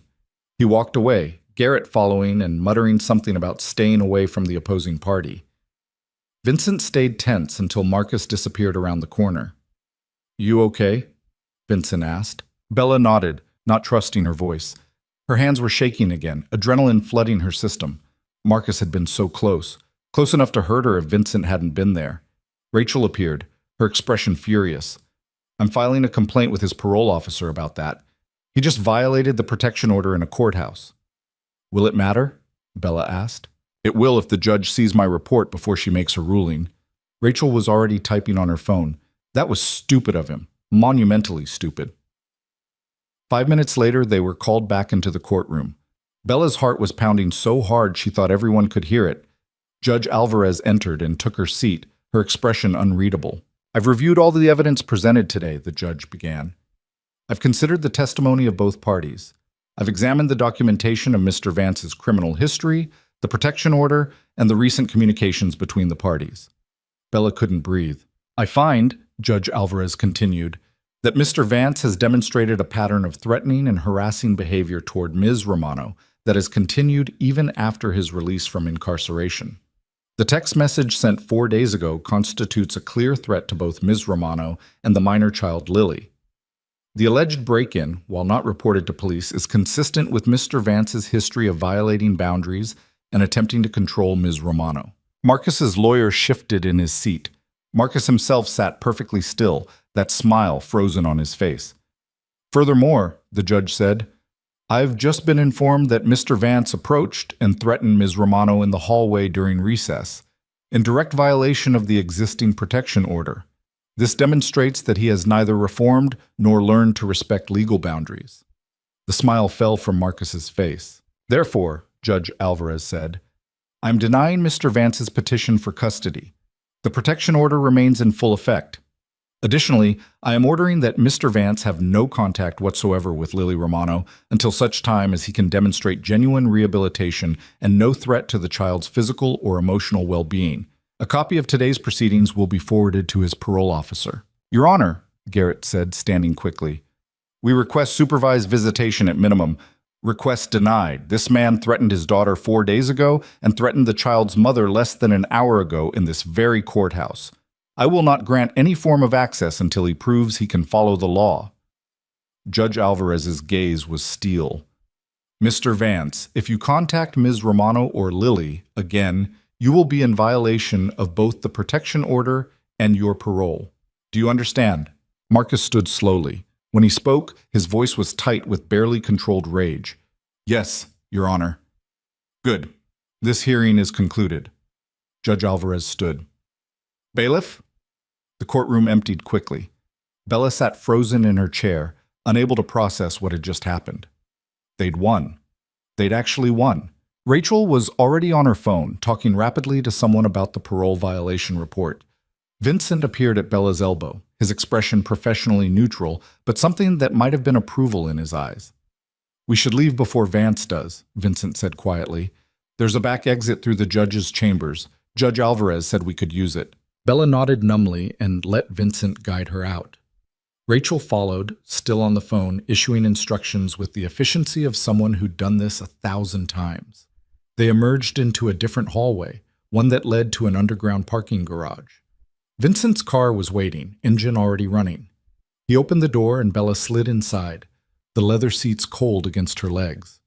"Where's Dante?" she asked, the question coming out of nowhere. "Handling some business," Vincent said, pulling out of the garage. "He'll meet you at the apartment." The drive back felt surreal. Bella stared out the window at the city passing by, at people going about their normal lives, completely unaware that hers had just fundamentally changed. She'd won. Marcus couldn't touch them. The judge had seen through his act, had protected Lily, had done what the system so rarely did. She should have felt relief. Victory. Something. Instead, she felt numb. Back at the apartment, Mrs. Chen greeted her with Lily in tow. Her daughter launched herself at Bella's legs, chattering about the pancakes Mrs. Chen had made for lunch, about the cartoon they'd watched, about a bird she'd seen on the windowsill. Normal things, safe things. "Did we win?" Mrs. Chen asked in halting English. "Yes," Bella managed. "We won." Mrs. Chen smiled and patted her cheek, then gathered her things and left them alone. Bella held Lily close, breathing in the scent of syrup and children's shampoo, and tried to make herself believe it was over. An hour later, there was a knock at the door. Bella checked the peephole and saw Dante, alone, his expression unreadable. She let him in. He stepped inside and closed the door behind him, his gaze moving immediately to Lily, who was coloring at the kitchen table. "Rachel called," Dante said. "Congratulations." "Thank you for everything." "Don't thank me yet." Dante's voice was quiet, controlled. "Marcus violated parole today. That means he's going back to prison. But before that happens, he's going to be angry, desperate. Men like him don't accept losing gracefully." The numbness cracked, and fear rushed in to fill the space. "What are you saying?" "I'm saying the next 48 hours are the most dangerous. He knows he's going back inside. He has nothing left to lose." Dante moved to the window, checked the street below. "Vincent's posted outside. I've got people watching Marcus's apartment, but you need to be careful. Don't go anywhere alone. Don't answer the door for anyone except me or Vincent." "For how long?" "Until he's in custody." Dante turned from the window. "His parole officer has been notified. They're issuing a warrant. It's just a matter of time." "Time," Bella repeated. "How much time?" "I don't know. Hours. Maybe a day." Dante's expression softened fractionally. "But he's not getting near you or Lily. I promise you that." Bella wanted to believe him, wanted to trust that promises meant something, that the system that had protected her today would continue to protect her tomorrow. But she'd learned the hard way that safety was temporary and promises were fragile. And somewhere out there, Marcus Vance was learning that he'd lost and planning what came next. The call came at 2 a.m. Bella jerked awake to the sound of her phone vibrating on the nightstand, her heart already racing before she was fully conscious. She grabbed it, saw Dante's name on the screen, and answered. "What's wrong?" "Marcus is gone." Dante's voice was clipped, controlled fury underneath the calm. "He slipped his tail 3 hours ago. We've been searching, but he's off grid. No phone, no credit cards, nothing." Bella sat up, her chest tight. "What does that mean?" "It means he's planning something. Vincent's outside your building, And I'm sending 2 more men to cover the other entrances. You don't leave that apartment. Not for anything. Understand? Yes. I'm on my way. 20 minutes.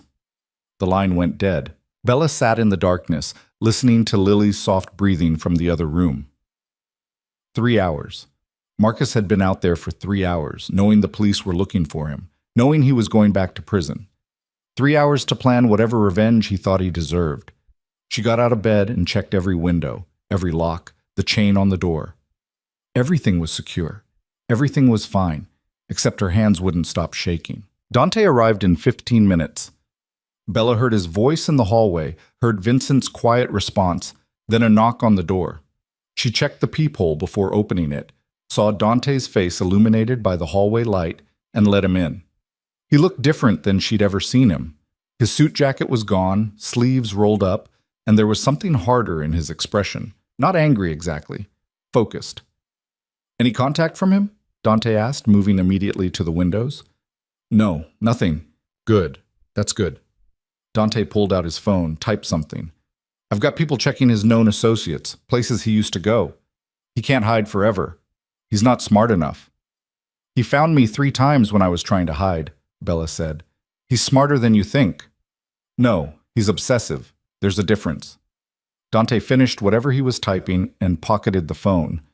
Obsession makes you predictable. He'll come here eventually. He can't help himself. And when he does, we'll be ready. Bella wrapped her arms around herself, suddenly cold despite the apartment's warmth. I should have known. I should have known he wouldn't just accept losing. You couldn't have done anything differently. This is who he is. Dante moved away from the window and faced her directly. But Bella, I need you to listen to me very carefully. When he comes, and he will come, you need to do exactly what I tell you when I tell you. No hesitation. Can you do that? What are you planning? To end this, permanently. The way he said it sent a chill down Bella's spine. What does that mean? It means making sure Marcus Vance never threatens you or Lily again. Dante's gaze was steady, unflinching. There are legal ways to do that. I'm pursuing all of them, but if he forces my hand, I'll do what's necessary to keep you safe. Bella should have been horrified, should have asked what necessary meant, what lines Dante was willing to cross. Instead, she just felt tired. Tired of being afraid, tired of running, tired of trusting systems that kept failing her. Okay, she said quietly. Okay, what? Okay, I trust you, to do whatever needs to be done. Dante studied her for a long moment, something shifting in his expression. Get some sleep. I'll be here all night. I can't sleep. Try anyway. You'll need your energy tomorrow. Bella wanted to argue, but exhaustion was pulling at her like an undertow. She nodded and went to check on Lily one more time, found her daughter sprawled across the bed in that boneless way children slept, completely unaware of the danger circling them. Back in her own room, Bella lay down but didn't close her eyes. She could hear Dante moving around the apartment, the quiet murmur of his voice as he made calls, the deliberate sound of someone who was in control even when everything else was spinning out. She must have dozed eventually because she woke to sunlight streaming through the curtains and the smell of coffee. When she emerged from the bedroom, she found Dante at the kitchen table with his laptop open, 3 empty coffee cups beside him. He looked like he hadn't slept at all. Anything? Bella asked. Maybe. One of Marcus's old cellmates said he mentioned a storage unit on the south side. We're checking it now. Dante didn't look up from the screen. Also, his parole officer finally issued the warrant. There's an APB out. Every cop in the city is looking for him. That should make me feel better. But it doesn't. No. Lily appeared in the doorway, rubbing her eyes. Mama, I'm hungry. Bella made breakfast while Dante continued working, his focus absolute. Lily chattered about wanting to go to the park, about missing her friends from preschool, about normal 4-year-old concerns that felt surreal against the backdrop of everything else. Not today, baby, Bella said, setting a plate of scrambled eggs in front of her daughter. We're staying home today. Why? Because it's safer here. Lily considered this with the seriousness she'd inherited from Bella. Because of Daddy? The question hit Bella like a punch. She knelt down beside Lily's chair. What do you remember about Daddy? He was loud sometimes. He made you sad. Lily's voice was matter-of-fact, innocent. I don't want him to come back. He's not coming back, sweetheart, I promise. The tall man said so too. Lily pointed at Dante without looking at him. He said he'd make sure Daddy stayed away. Dante's hands paused on the keyboard. He looked at Lily, then at Bella, and something unreadable crossed his face. That's right, he said quietly. I did say that. Are you a policeman? Lily asked. No. Then how will you stop him? By being smarter than he is. Lily seemed to accept this and returned to her eggs. Bella stood, her legs unsteady, and met Dante's eyes across the kitchen. He held her gaze for a moment, then returned to his laptop without saying anything else. The morning crawled by. Vincent called twice with updates that went nowhere. The storage unit had been empty except for some old furniture. Marcus's ex-cellmate claimed he didn't know anything else. The APB had generated a few false sightings, but nothing concrete. By noon, Bella was ready to crawl out of her skin. She paced the apartment while Lily watched cartoons, checked her phone compulsively, even though she knew Marcus wouldn't contact her that way. He was done with threats. Whatever came next would be action. You need to eat something, Dante said, appearing beside her with a sandwich she didn't remember him making. I'm not hungry. Eat anyway. You're no good to Lily if you collapse. Bella took the sandwich and managed a few bites before her stomach rebelled. She set it down and went to the window, staring out at the street below. Vincent was still there, leaning against his car, phone to his ear. Normal people walked past, a woman with a dog, a man in a business suit, teenagers laughing about something. Normal lives. The kind she'd forgotten existed. He's going to come at night, Bella said suddenly. That's when he always felt most powerful. When it was dark and I couldn't see him coming. Then we'll be ready at night. Dante joined her at the window. But he might surprise us. Desperation makes people unpredictable. You've done this before. It wasn't a question. Dante didn't deny it. Yes. Helped people like me? People who needed protection from someone the system couldn't stop. Yes. How many? Does it matter? Bella turned to look at him. You said someone should have helped your mother. What happened to her? Dante's expression shuddered. That's not relevant. It is to me. I need to know who I'm trusting. For a long moment, Bella thought he wouldn't answer. Then he said quietly, My father was like Marcus, charming when he wanted to be, violent when he wasn't getting his way. My mother tried to leave him 3 times. 3 times the court sent her back, said she was overreacting, said every child needs their father. What happened? The 4th time she tried to leave, he killed her, beat her to death in front of me and my sister. Dante's voice was flat, emotionless. I was 12. Maria was 8. We went into foster care. He went to prison for 15 years, got out on good behavior, and died 6 months later in a bar fight. Bella felt her throat close. I'm sorry. Don't be. It taught me something important. Dante met her eyes. The system doesn't protect people like my mother, like you. It's designed by people who've never been afraid in their own homes, who think orders and hearings matter to men who don't recognize any authority but their own. So someone has to step in, someone has to do what the system won't. And that's you. That's me. Bella wanted to ask more. What had happened to his sister? How he'd gone from a foster kid to someone with resources and connections. What exactly he did when the system failed. But Lily called from the living room, wanting juice, and the moment passed. The afternoon stretched into evening. Dante made more calls, coordinated with Vincent and the other men he had watching Marcus's known locations. Rachel checked in with an update from the parole office. They were treating this as a high-priority manhunt, had added Marcus to regional databases, were doing everything by the book. By the book. As if books mattered to men like Marcus. Bella made dinner that none of them ate, put Lily to bed early, reading her 3 stories until her daughter's eyes finally closed. Then she returned to the living room and found Dante at the window again, his posture tense. What is it?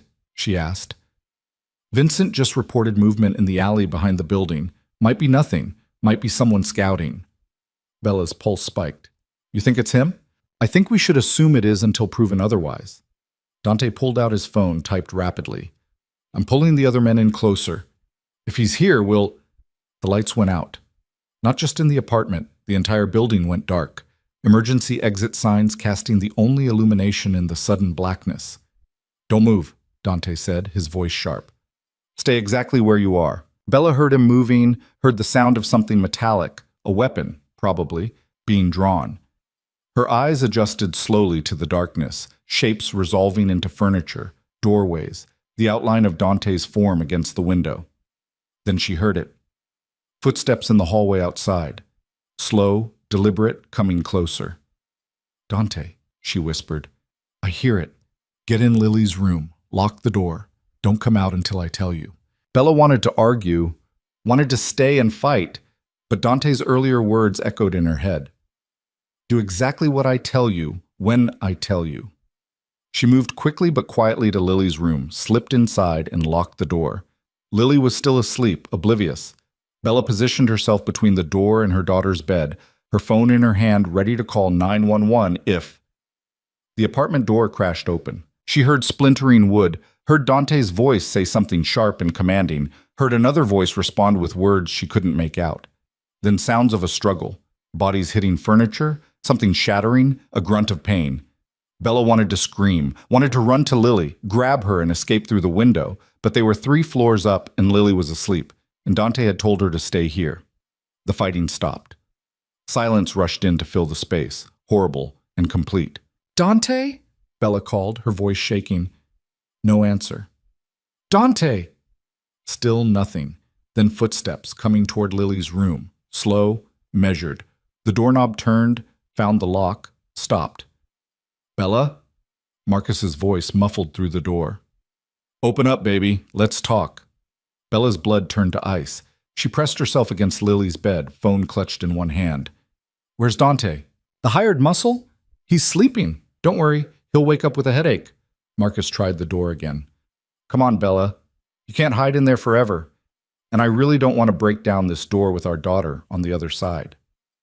"The police are coming. Vincent called them. Vincent's zip-tied in his car with a broken nose, and I cut the building's phone lines before I killed the power." Marcus sounded almost amused. "It's just you and me now, like old times." Bella's finger hovered over the 911 button on her phone. But Marcus was right. If he broke down the door, if there was violence with Lily right here... "What do you want?" she asked, stalling. "What I've always wanted, my family, my daughter." A pause. "You can come too if you behave, or I can take just Lily and leave you here. Your choice." "You're not taking her anywhere?" "Bella, don't make this harder than it needs to be. You know how I get when I'm frustrated." "Yes." She did. She knew exactly how he got. Behind the door, Lily stirred. "Mama?" "Shh, baby, go back to sleep." "Is that Daddy?" Lily's voice was small, frightened. "Hello, Princess," Marcus called through the door. "Daddy missed you." "I don't want to see you," Lily said, and started crying. Something snapped in Bella. Years of fear, of running, of trying to protect her daughter from this man. It all crystallized into pure rage. She unlocked her phone and dialed 911, pressed send, and spoke clearly into the receiver. "My ex-husband is breaking into my apartment. He's violating a protection order. 328 Oak Street, apartment 3C. He's armed and dangerous and..." The door exploded inward. Marcus had kicked it off its hinges. He stood in the doorway, backlit by the faint emergency lighting from the hallway, and Bella saw what she'd been too afraid to see at the courthouse. He was wild-eyed, desperate, completely unmoored from reality. "You just couldn't make this easy," he said. Bella threw her phone at him. It hit his shoulder, fell to the ground, the 911 operator's voice still asking for information. Marcus crushed it under his boot. "Get away from her," Bella said, positioning herself fully between Marcus and Lily's bed. "She's my daughter. You gave up that right when you decided to be a monster." Marcus moved forward. Bella grabbed the lamp from Lily's nightstand and swung it at his head. He blocked it easily, ripped it from her hands, and threw it across the room where it shattered against the wall. Lily was screaming now, backing up against the headboard. Marcus reached for Bella. She scratched at his face, felt her nails connect with flesh, heard him curse. He grabbed her wrist and twisted, the same way he had 7 years ago. The motion so familiar it made her want to vomit. "Stop fighting me," Marcus hissed. "You never learn, do you?" Then someone grabbed Marcus from behind and slammed him against the wall so hard the entire apartment shook. Dante. His face was bleeding from a cut above his eye, and he moved with a slight limp, but his grip on Marcus was iron. He had Marcus's arm twisted behind his back, Marcus's face pressed against the wallpaper. "You made a mistake coming here," Dante said, his voice deadly quiet. Marcus laughed, the sound manic. "You think you can stop me? You think some hired thug is going to—" Dante twisted Marcus's arm harder. Something popped. Marcus screamed. "I think," Dante said, "that you just assaulted a woman and terrorized a child in front of multiple witnesses. I think you violated parole, broke a protection order, and committed breaking and entering. I think you're going back to prison for a very long time. You can't prove—" The 911 call is still connected. They heard everything. Vincent's conscious and calling for backup. And I have video from the security cameras I installed in this apartment 3 days ago. Dante's smile was cold. "You're done, Marcus. You're finally done." The fight went out of Marcus all at once. He sagged against the wall and Bella saw him for what he really was. Not a monster, just a broken, pathetic man who'd never learned that control wasn't love and fear wasn't respect. Sirens wailed in the distance, growing closer. Dante kept Marcus pinned until the police arrived. 4 officers thundered up the stairs, weapons drawn, and took Marcus into custody. They found Vincent in his car, bloodied but conscious. Found the tools Marcus had used to cut the phone lines, the crowbar he'd used to break down the apartment door. They found all the evidence they needed to ensure Marcus wouldn't see freedom for a decade, maybe more. An EMT checked Dante's injuries. Mild concussion, bruised ribs, nothing serious. Another checked Bella and Lily, both physically unharmed but shaking with adrenaline and fear. Rachel appeared an hour later, somehow already dressed in a perfect suit despite the late hour. She took statements, coordinated with the police, ensured that everything was documented properly. "He's done," she told Bella as the sun was starting to rise. "Assault, breaking and entering, violation of parole, terroristic threats.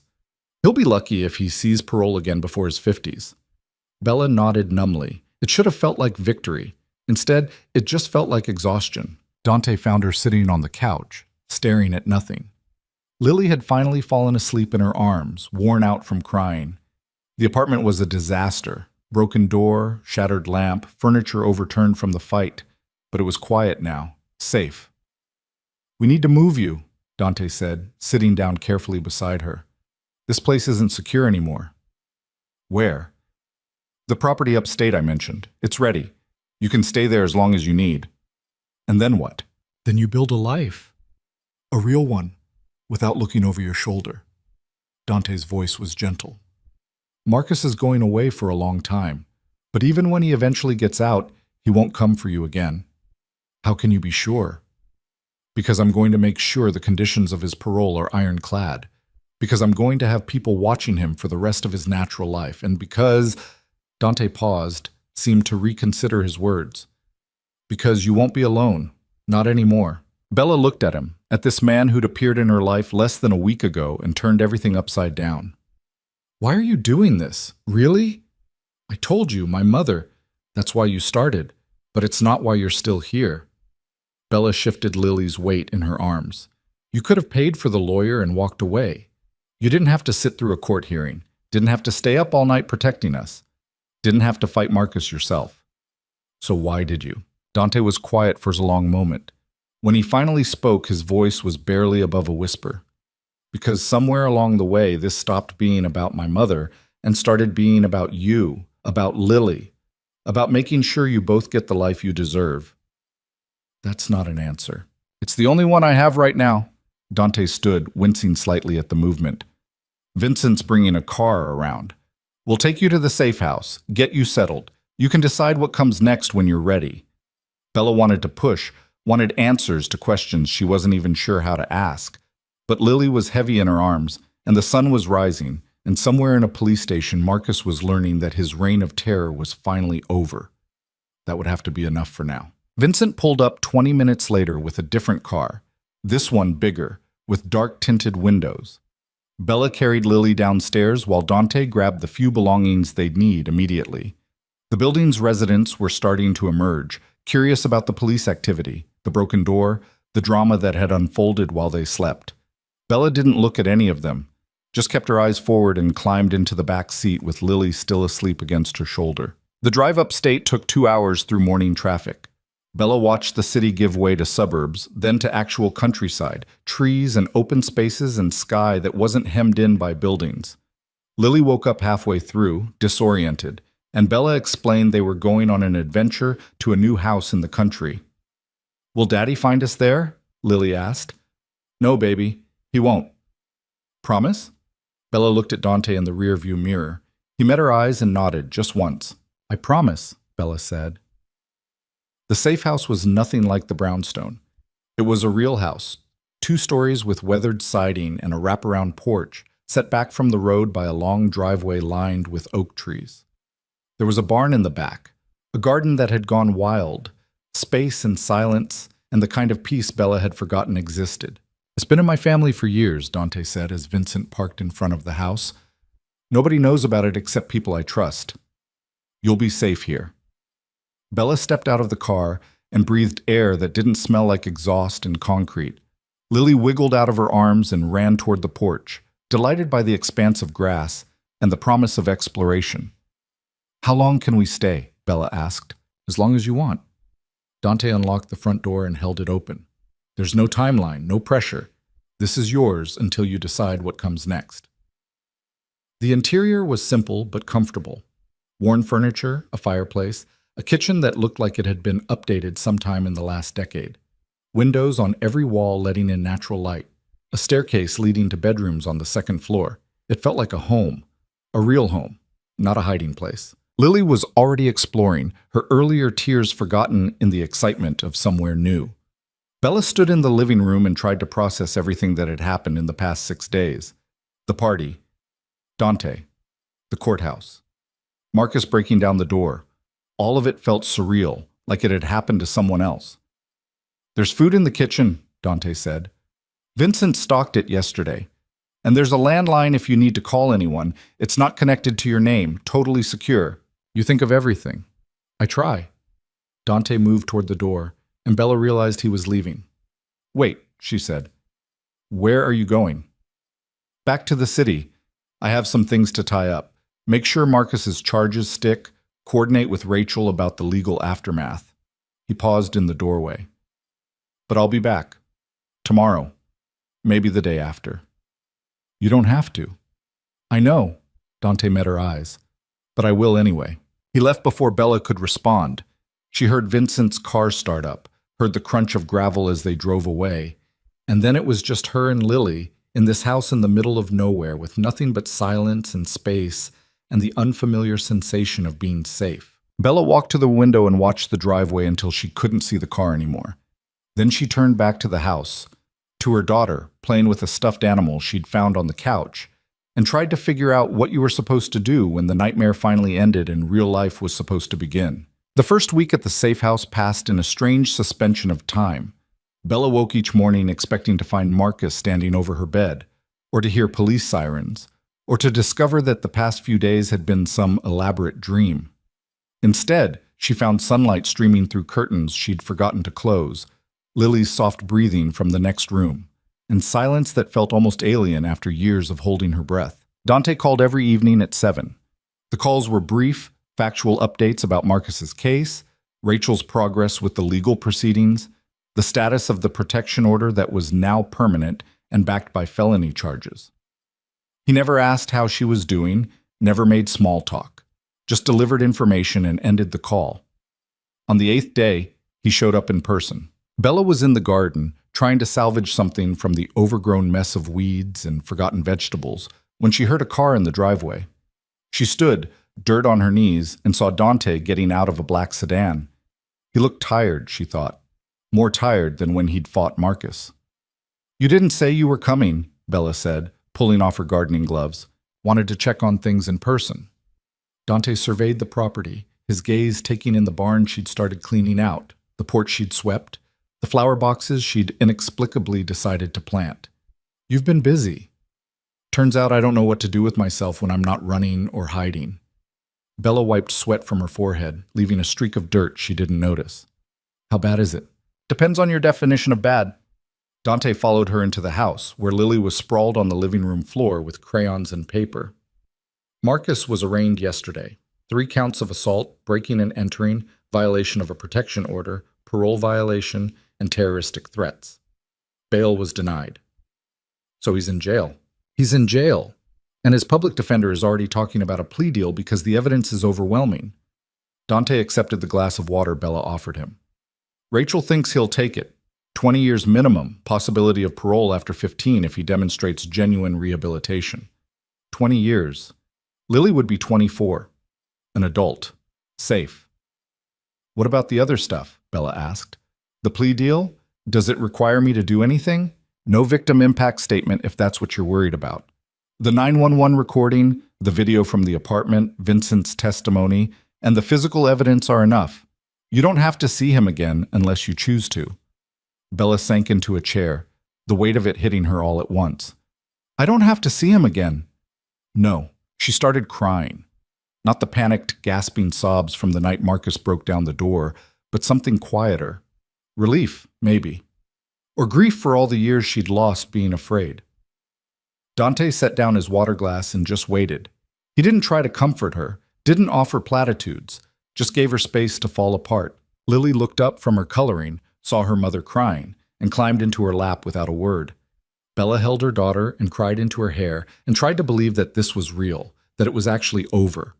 When the tears finally stopped, Dante said, "There's something else we need to talk about." Bella wiped her face with the back of her hand. What? What comes next? For you and Lily. Dante leaned forward, elbows on his knees. You can stay here as long as you want, but eventually you're going to need to build a real life.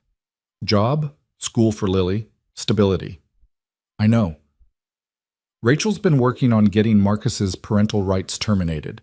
Given the circumstances, it shouldn't be difficult, but it will take time, months, maybe a year.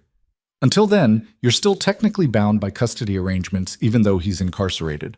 So I can't just leave the state. Not without court permission, which Rachel can get, but it's another legal process. Dante pulled out his phone and showed her something.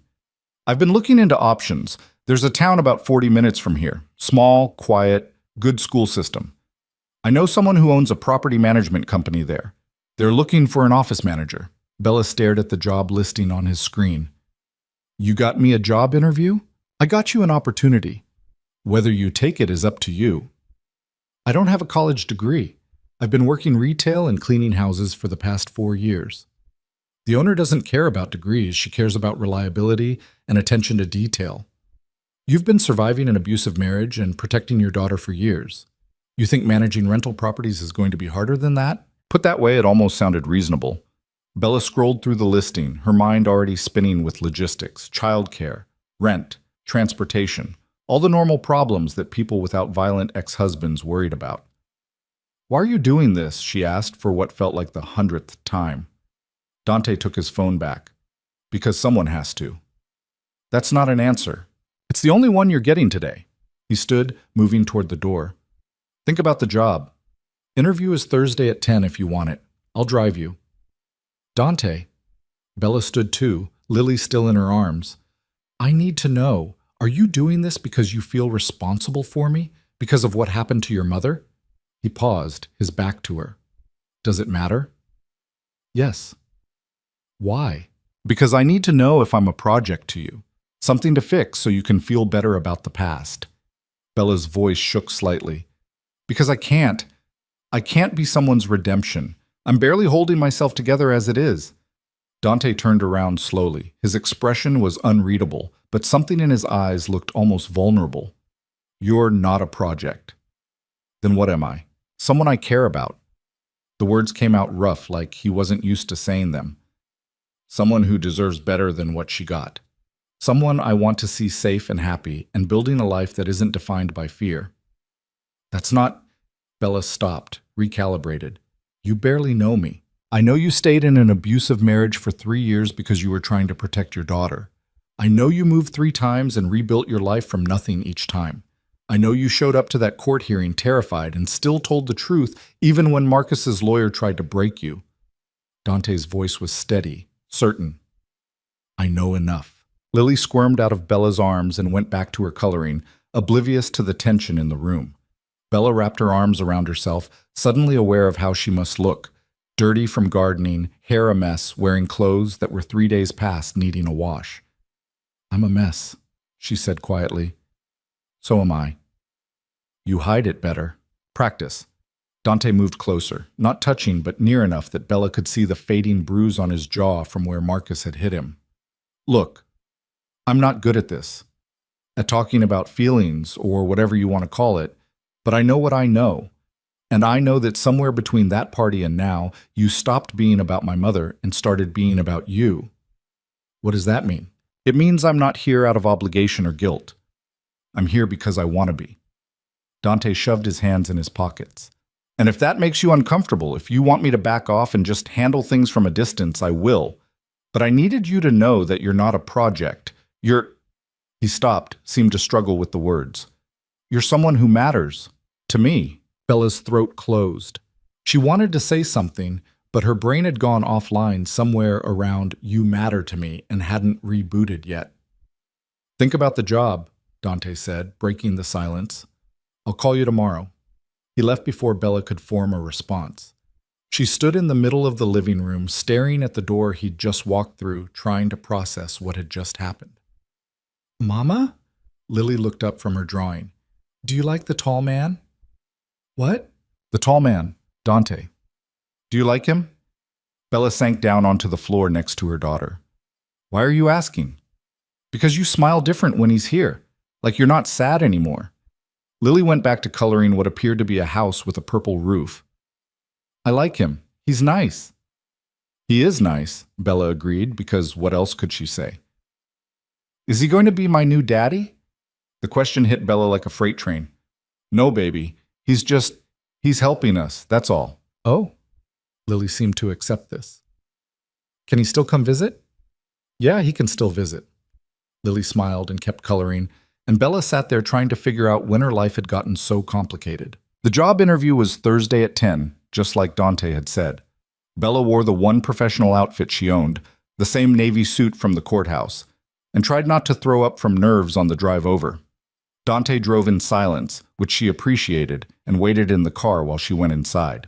The property manager was a woman in her 50s named Diana Chen, no relation to either Rachel or Mrs. Chen, who looked Bella up and down once and said, "Dante says you're reliable and detail-oriented. Are you?"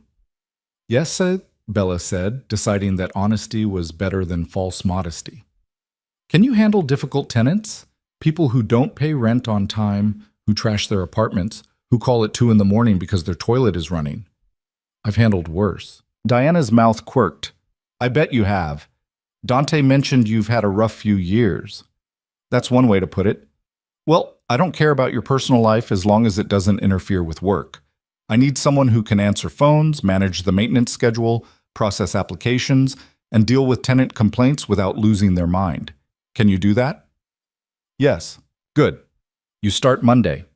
8 to 4, weekdays only. Health insurance after 90 days. Pay is $15 an hour to start, $17 after 6 months if you're good at it." Diana stood, extended her hand. "Welcome aboard." Bella shook her hand, too shocked to do anything else. "That's it? Don't you want references or Dante's reference is good enough for me. He doesn't recommend people lightly." Diana walked her to the door. "See you Monday. Don't be late." Bella walked back to the car in a daze. She slid into the passenger seat and just sat there, staring at nothing. "Well?" Dante asked. "I got it. I start Monday." "Good. You already knew I'd get it." Diana needed someone. You needed a job. It worked out. "You told her about Marcus, didn't you? About everything." "I told her you'd had some difficulties and needed a fresh start. She didn't ask for details." Dante started the car. "Does it matter?" "I don't know." Bella leaned her head against the window. "I feel like I should be more excited, like I should be celebrating or something, but I just feel tired." "That's normal. You've been running on adrenaline for weeks. Now that things are settling, the crash hits." Dante pulled out of the parking lot. "It'll get better, not all at once, but gradually." "How do you know?" "Experience." They drove in silence for a while.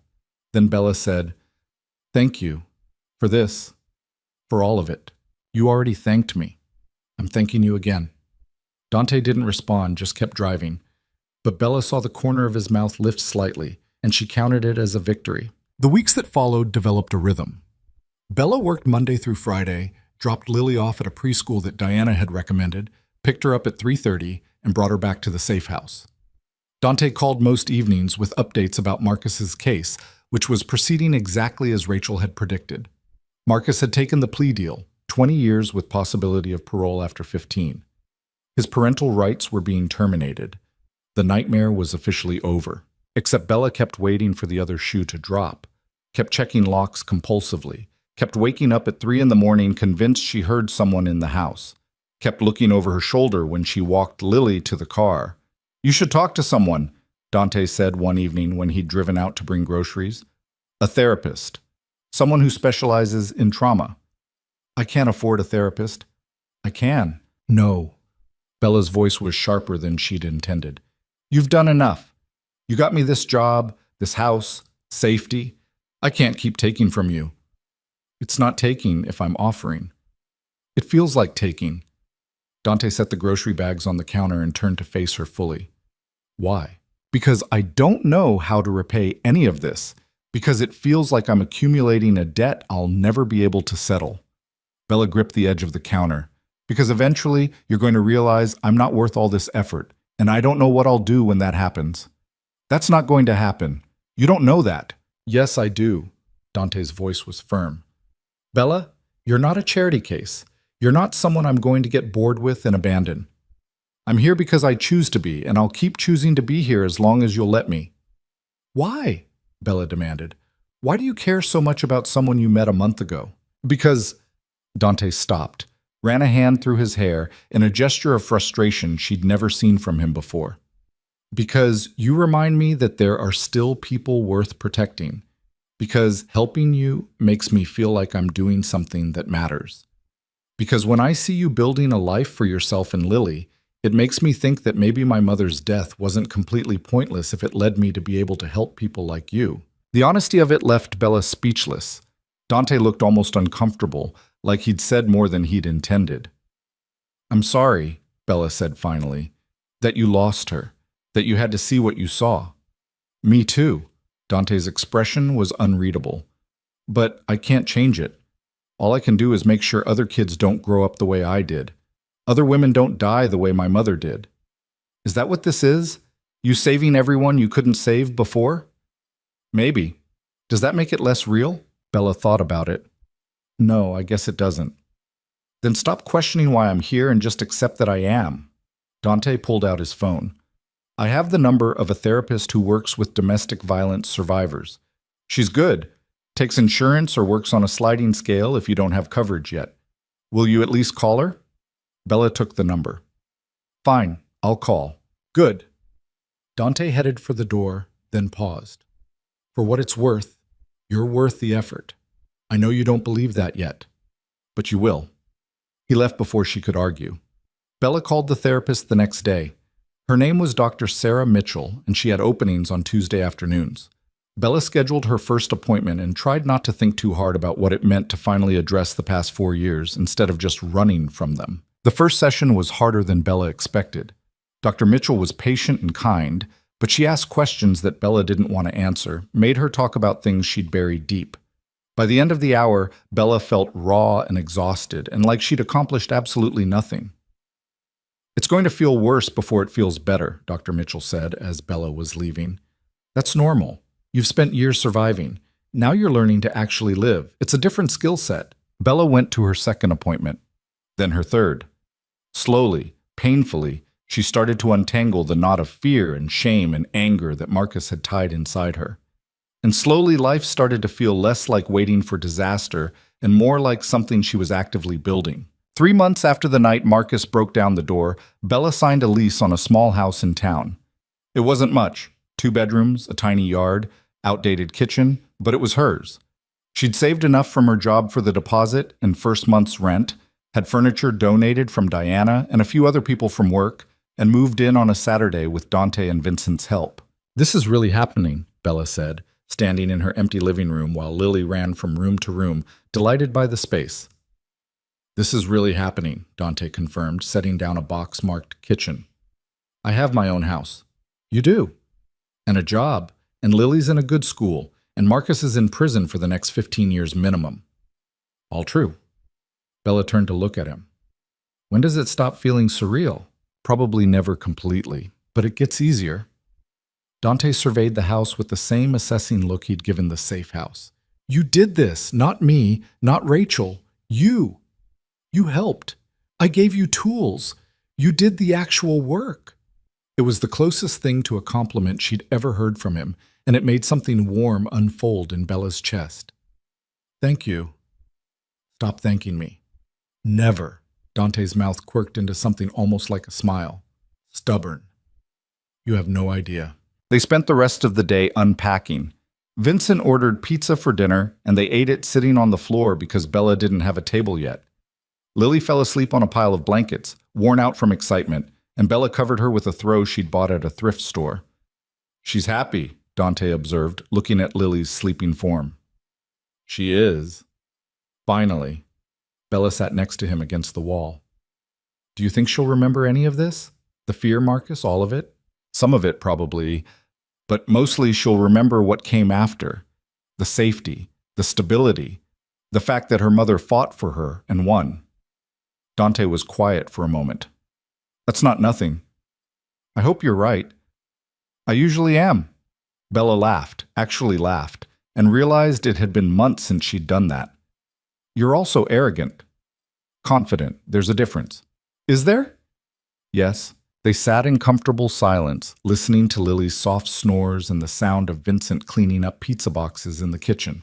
The house smelled like fresh paint and cardboard and possibility. "Can I ask you something?" Bella said eventually. "You can ask. Doesn't mean I'll answer." "Fair enough." Bella picked at the hem of her shirt. "That night when Marcus broke in? When you fought him, were you scared?" Dante considered the question. "No." "Not even a little?" "Fear is a luxury I can't afford in situations like that. Fear makes you hesitate, and hesitation gets people killed." He turned to look at her. "But after? When you were safe and the police had him, and I was sitting in the ambulance getting checked out? Yeah, I was terrified." "Of what?" "That I'd been too slow, that he'd hurt you or Lily before I could stop him, that I'd fail the same way I failed my mother." Dante's voice was quiet, honest. "I don't let myself think about it during. But after, it hits." Bella reached out and took his hand. He looked surprised, but didn't pull away. "You didn't fail," she said. "You saved us, both of us." "I did what needed to be done." "No, you did more than that. You gave us a chance at a real life." Bella squeezed his hand. "And I know you don't like being thanked, but I'm going to say it anyway. Thank you for everything." Dante was quiet for a long moment, his hand warm in hers. Then he said, "You're welcome."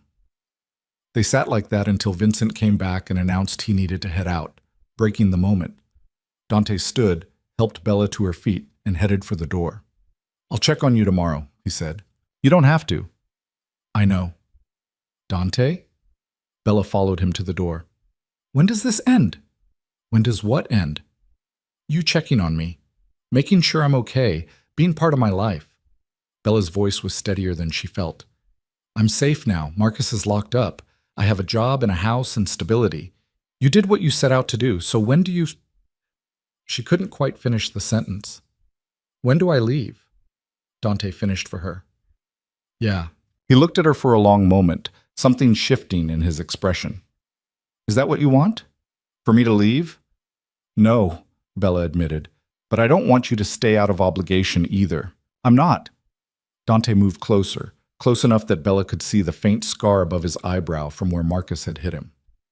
"I stopped doing this out of obligation weeks ago. Now I'm doing it because I want to, because I care about you, because when I think about my life, you and Lily are part of it now, and I don't want that to change." Bella's breath caught. "Dante, you don't have to say anything. I know this is complicated.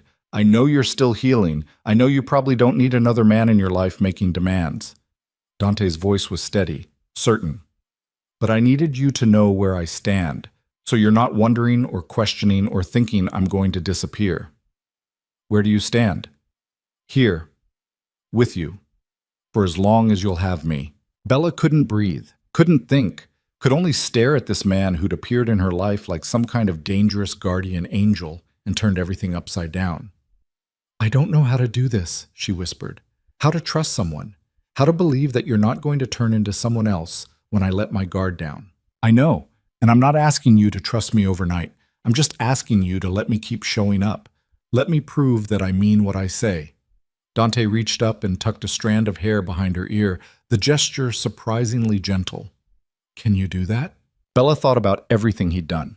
The party where he'd noticed her fear. The safe house. The lawyer. The job. Fighting Marcus. Showing up every day with groceries or updates or just his presence. Never asking for anything in return except the chance to keep helping. Yes, she said. I can do that. Dante smiled, and it transformed his entire face. Good. He left then, and Bella closed the door behind him and leaned against it, her heart racing. This was real. This was happening. She was building a life, and Dante Moretti was apparently going to be part of it. The thought should have terrified her. Instead, for the first time in years, it felt like hope. 6 months later, Bella stood in the backyard of her little house and watched Lily play with the neighborhood kids.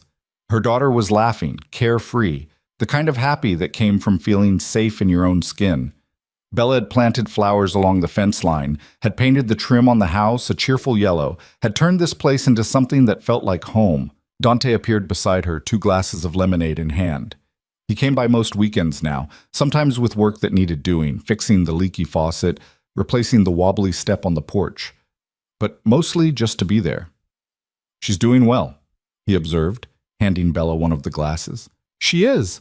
Her teacher says she's thriving, making friends, doing well academically, no behavioral issues. Bella took a sip of lemonade. Dr. Mitchell says kids are resilient, that as long as Lily feels safe and loved now, the past won't define her. Smart woman, Dr. Mitchell. She also says I'm doing well, that I've made significant progress in processing the trauma and learning to trust again. Bella glanced at him. I told her about you. Yeah, what did you say? That there's this man who won't leave me alone no matter how many times I tell him I'm fine. Dante's mouth quirked. And what did she say to that? That I should probably stop telling you I'm fine and start admitting that I like having you around.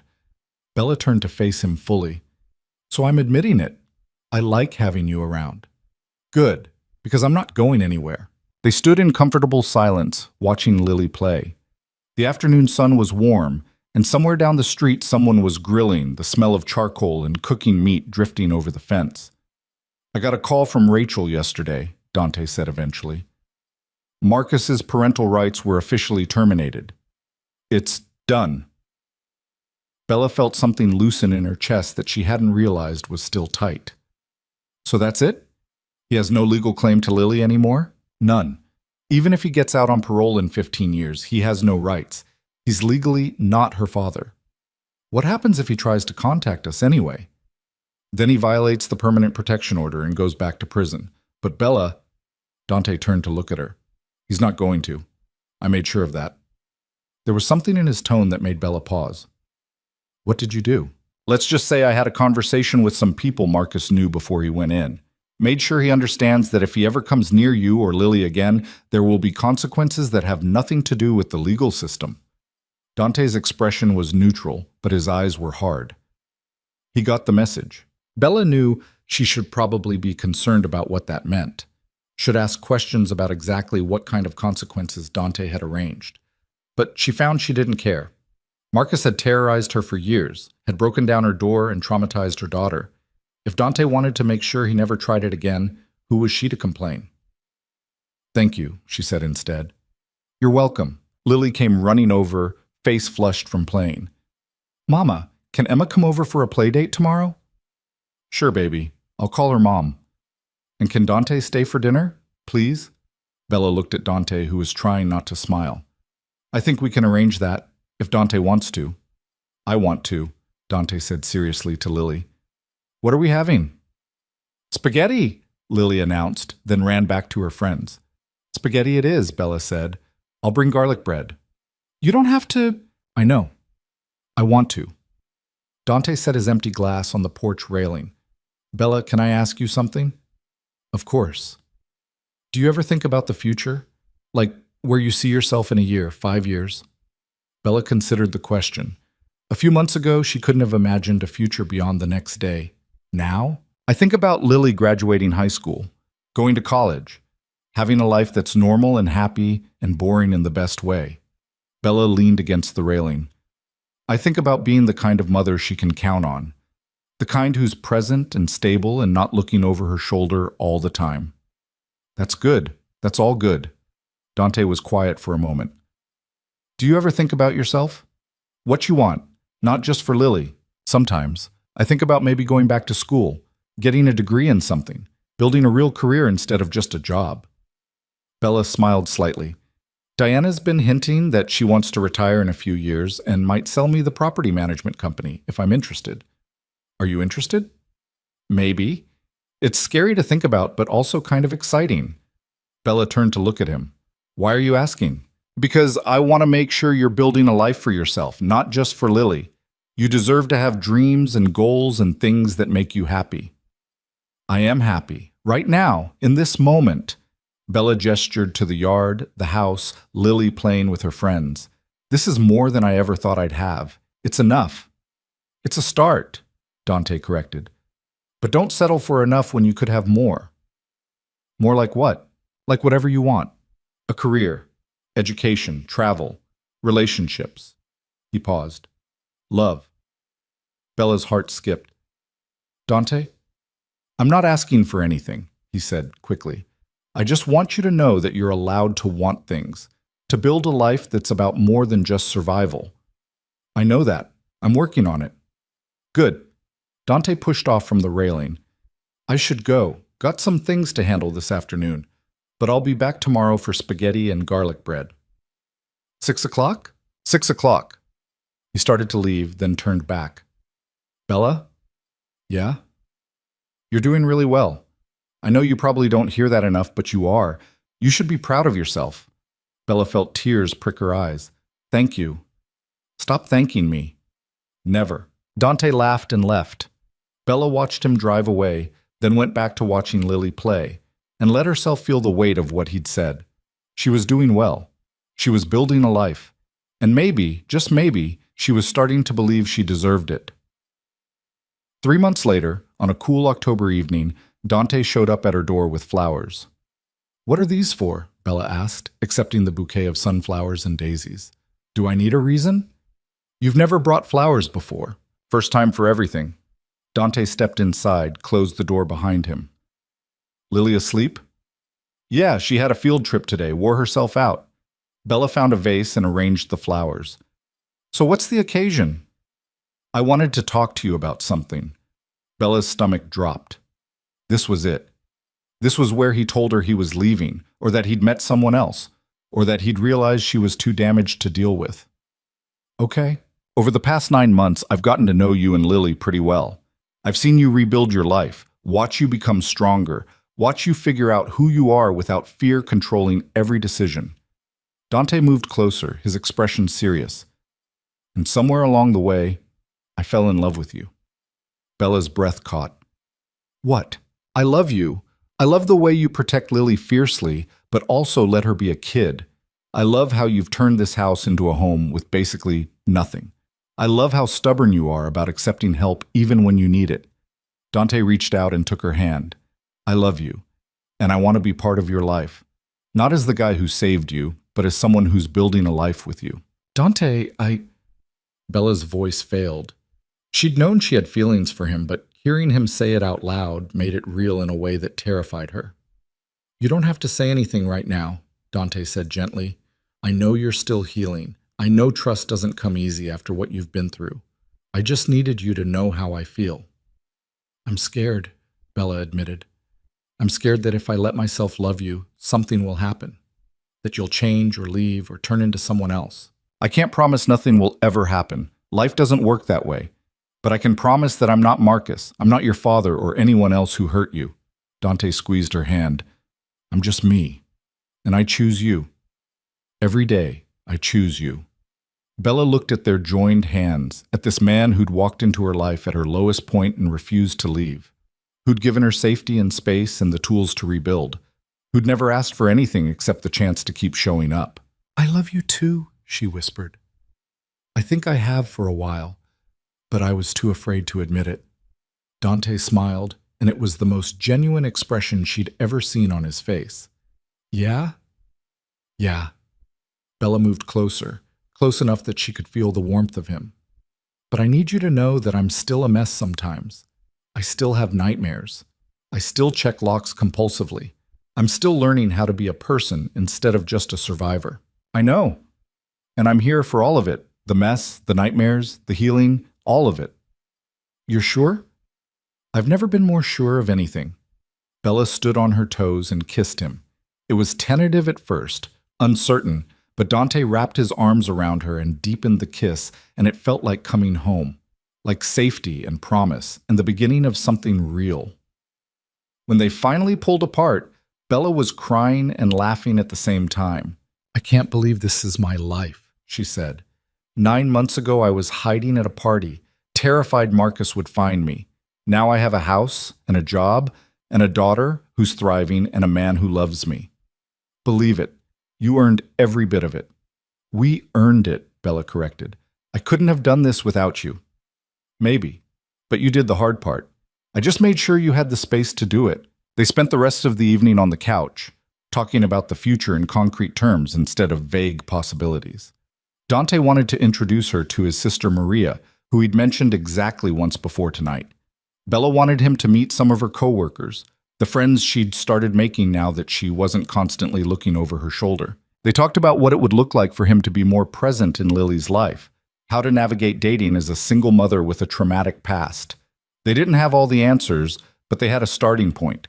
And for the first time in her entire adult life, Bella felt like she was building something real. Not just surviving, but actually living. The next morning, Lily came into the kitchen while Bella was making breakfast and announced, "Dante's car is outside." "He stayed over," Bella said carefully, watching her daughter's reaction. "Did he sleep in your room?" "He slept on the couch." "Why?" "Because we're dating now, like grown-ups do when they like each other." Lily considered this with the gravity of a 5-year-old.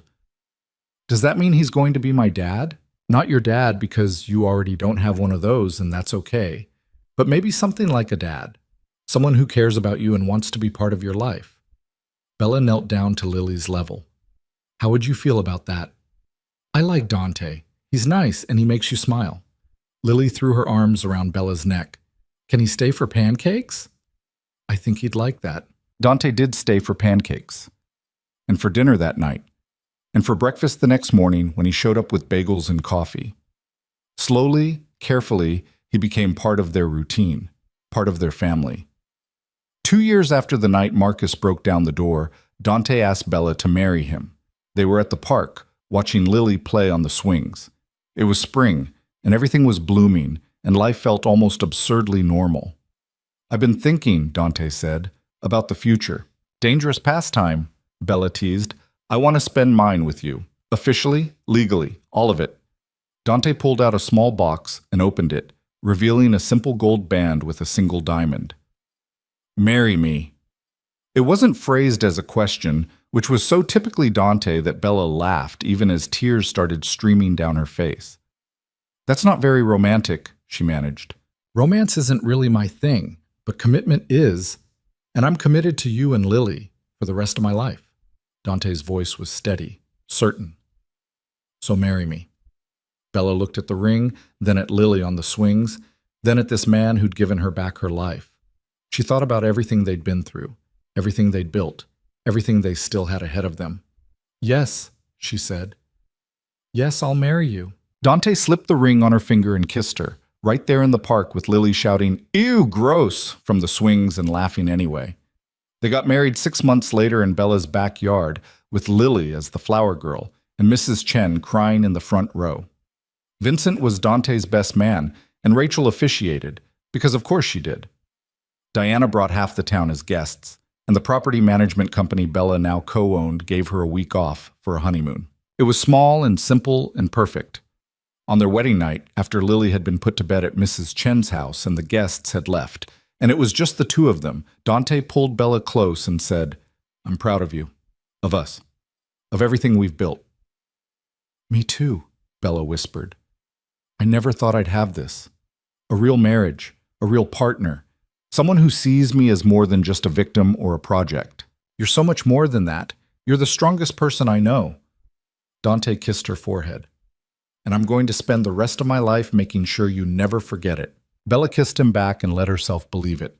Not because she was naive or because she thought life would be perfect from here on out, but because she'd learned that strength wasn't about being invincible.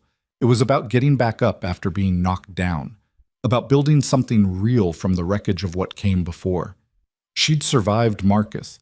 She'd rebuilt her life. She'd learned to trust again, to love again, to believe in the possibility of happiness. And now she was married to a man who'd proven every day that love didn't have to come with conditions or control. That protection could be offered without possession. That partnership meant standing beside someone, not over them. Years later, when Lily was in high school and applying to colleges, she asked Bella about her childhood, about her father, about the parts of her history that Bella had always tried to shield her from. So Bella told her the truth. Not the sanitized version, not the story that made it easier to swallow, but the real one. About Marcus and the abuse and the fear and the night he broke down their door. About Dante showing up at a party and changing everything. About the long, hard road from survival to actually living. "How did you do it?" Lily asked. "How did you keep going when everything was so bad?" "Because of you," Bella said honestly. "Because I had to. Because giving up wasn't an option as long as you needed me." "But what about after? When Marcus was locked up and we were safe? What kept you going then?" Bella thought about it. "Hope, I guess. The belief that life could be more than just surviving, that I deserved happiness and safety and love." She smiled at her daughter. "And Dante, he showed me what a real partnership looks like, what it means to be loved without conditions." Lily hugged her tight. "I'm glad you found him. I'm glad you didn't give up." "Me too, baby. Me too." That night, Bella lay in bed next to Dante and thought about everything that had led them here.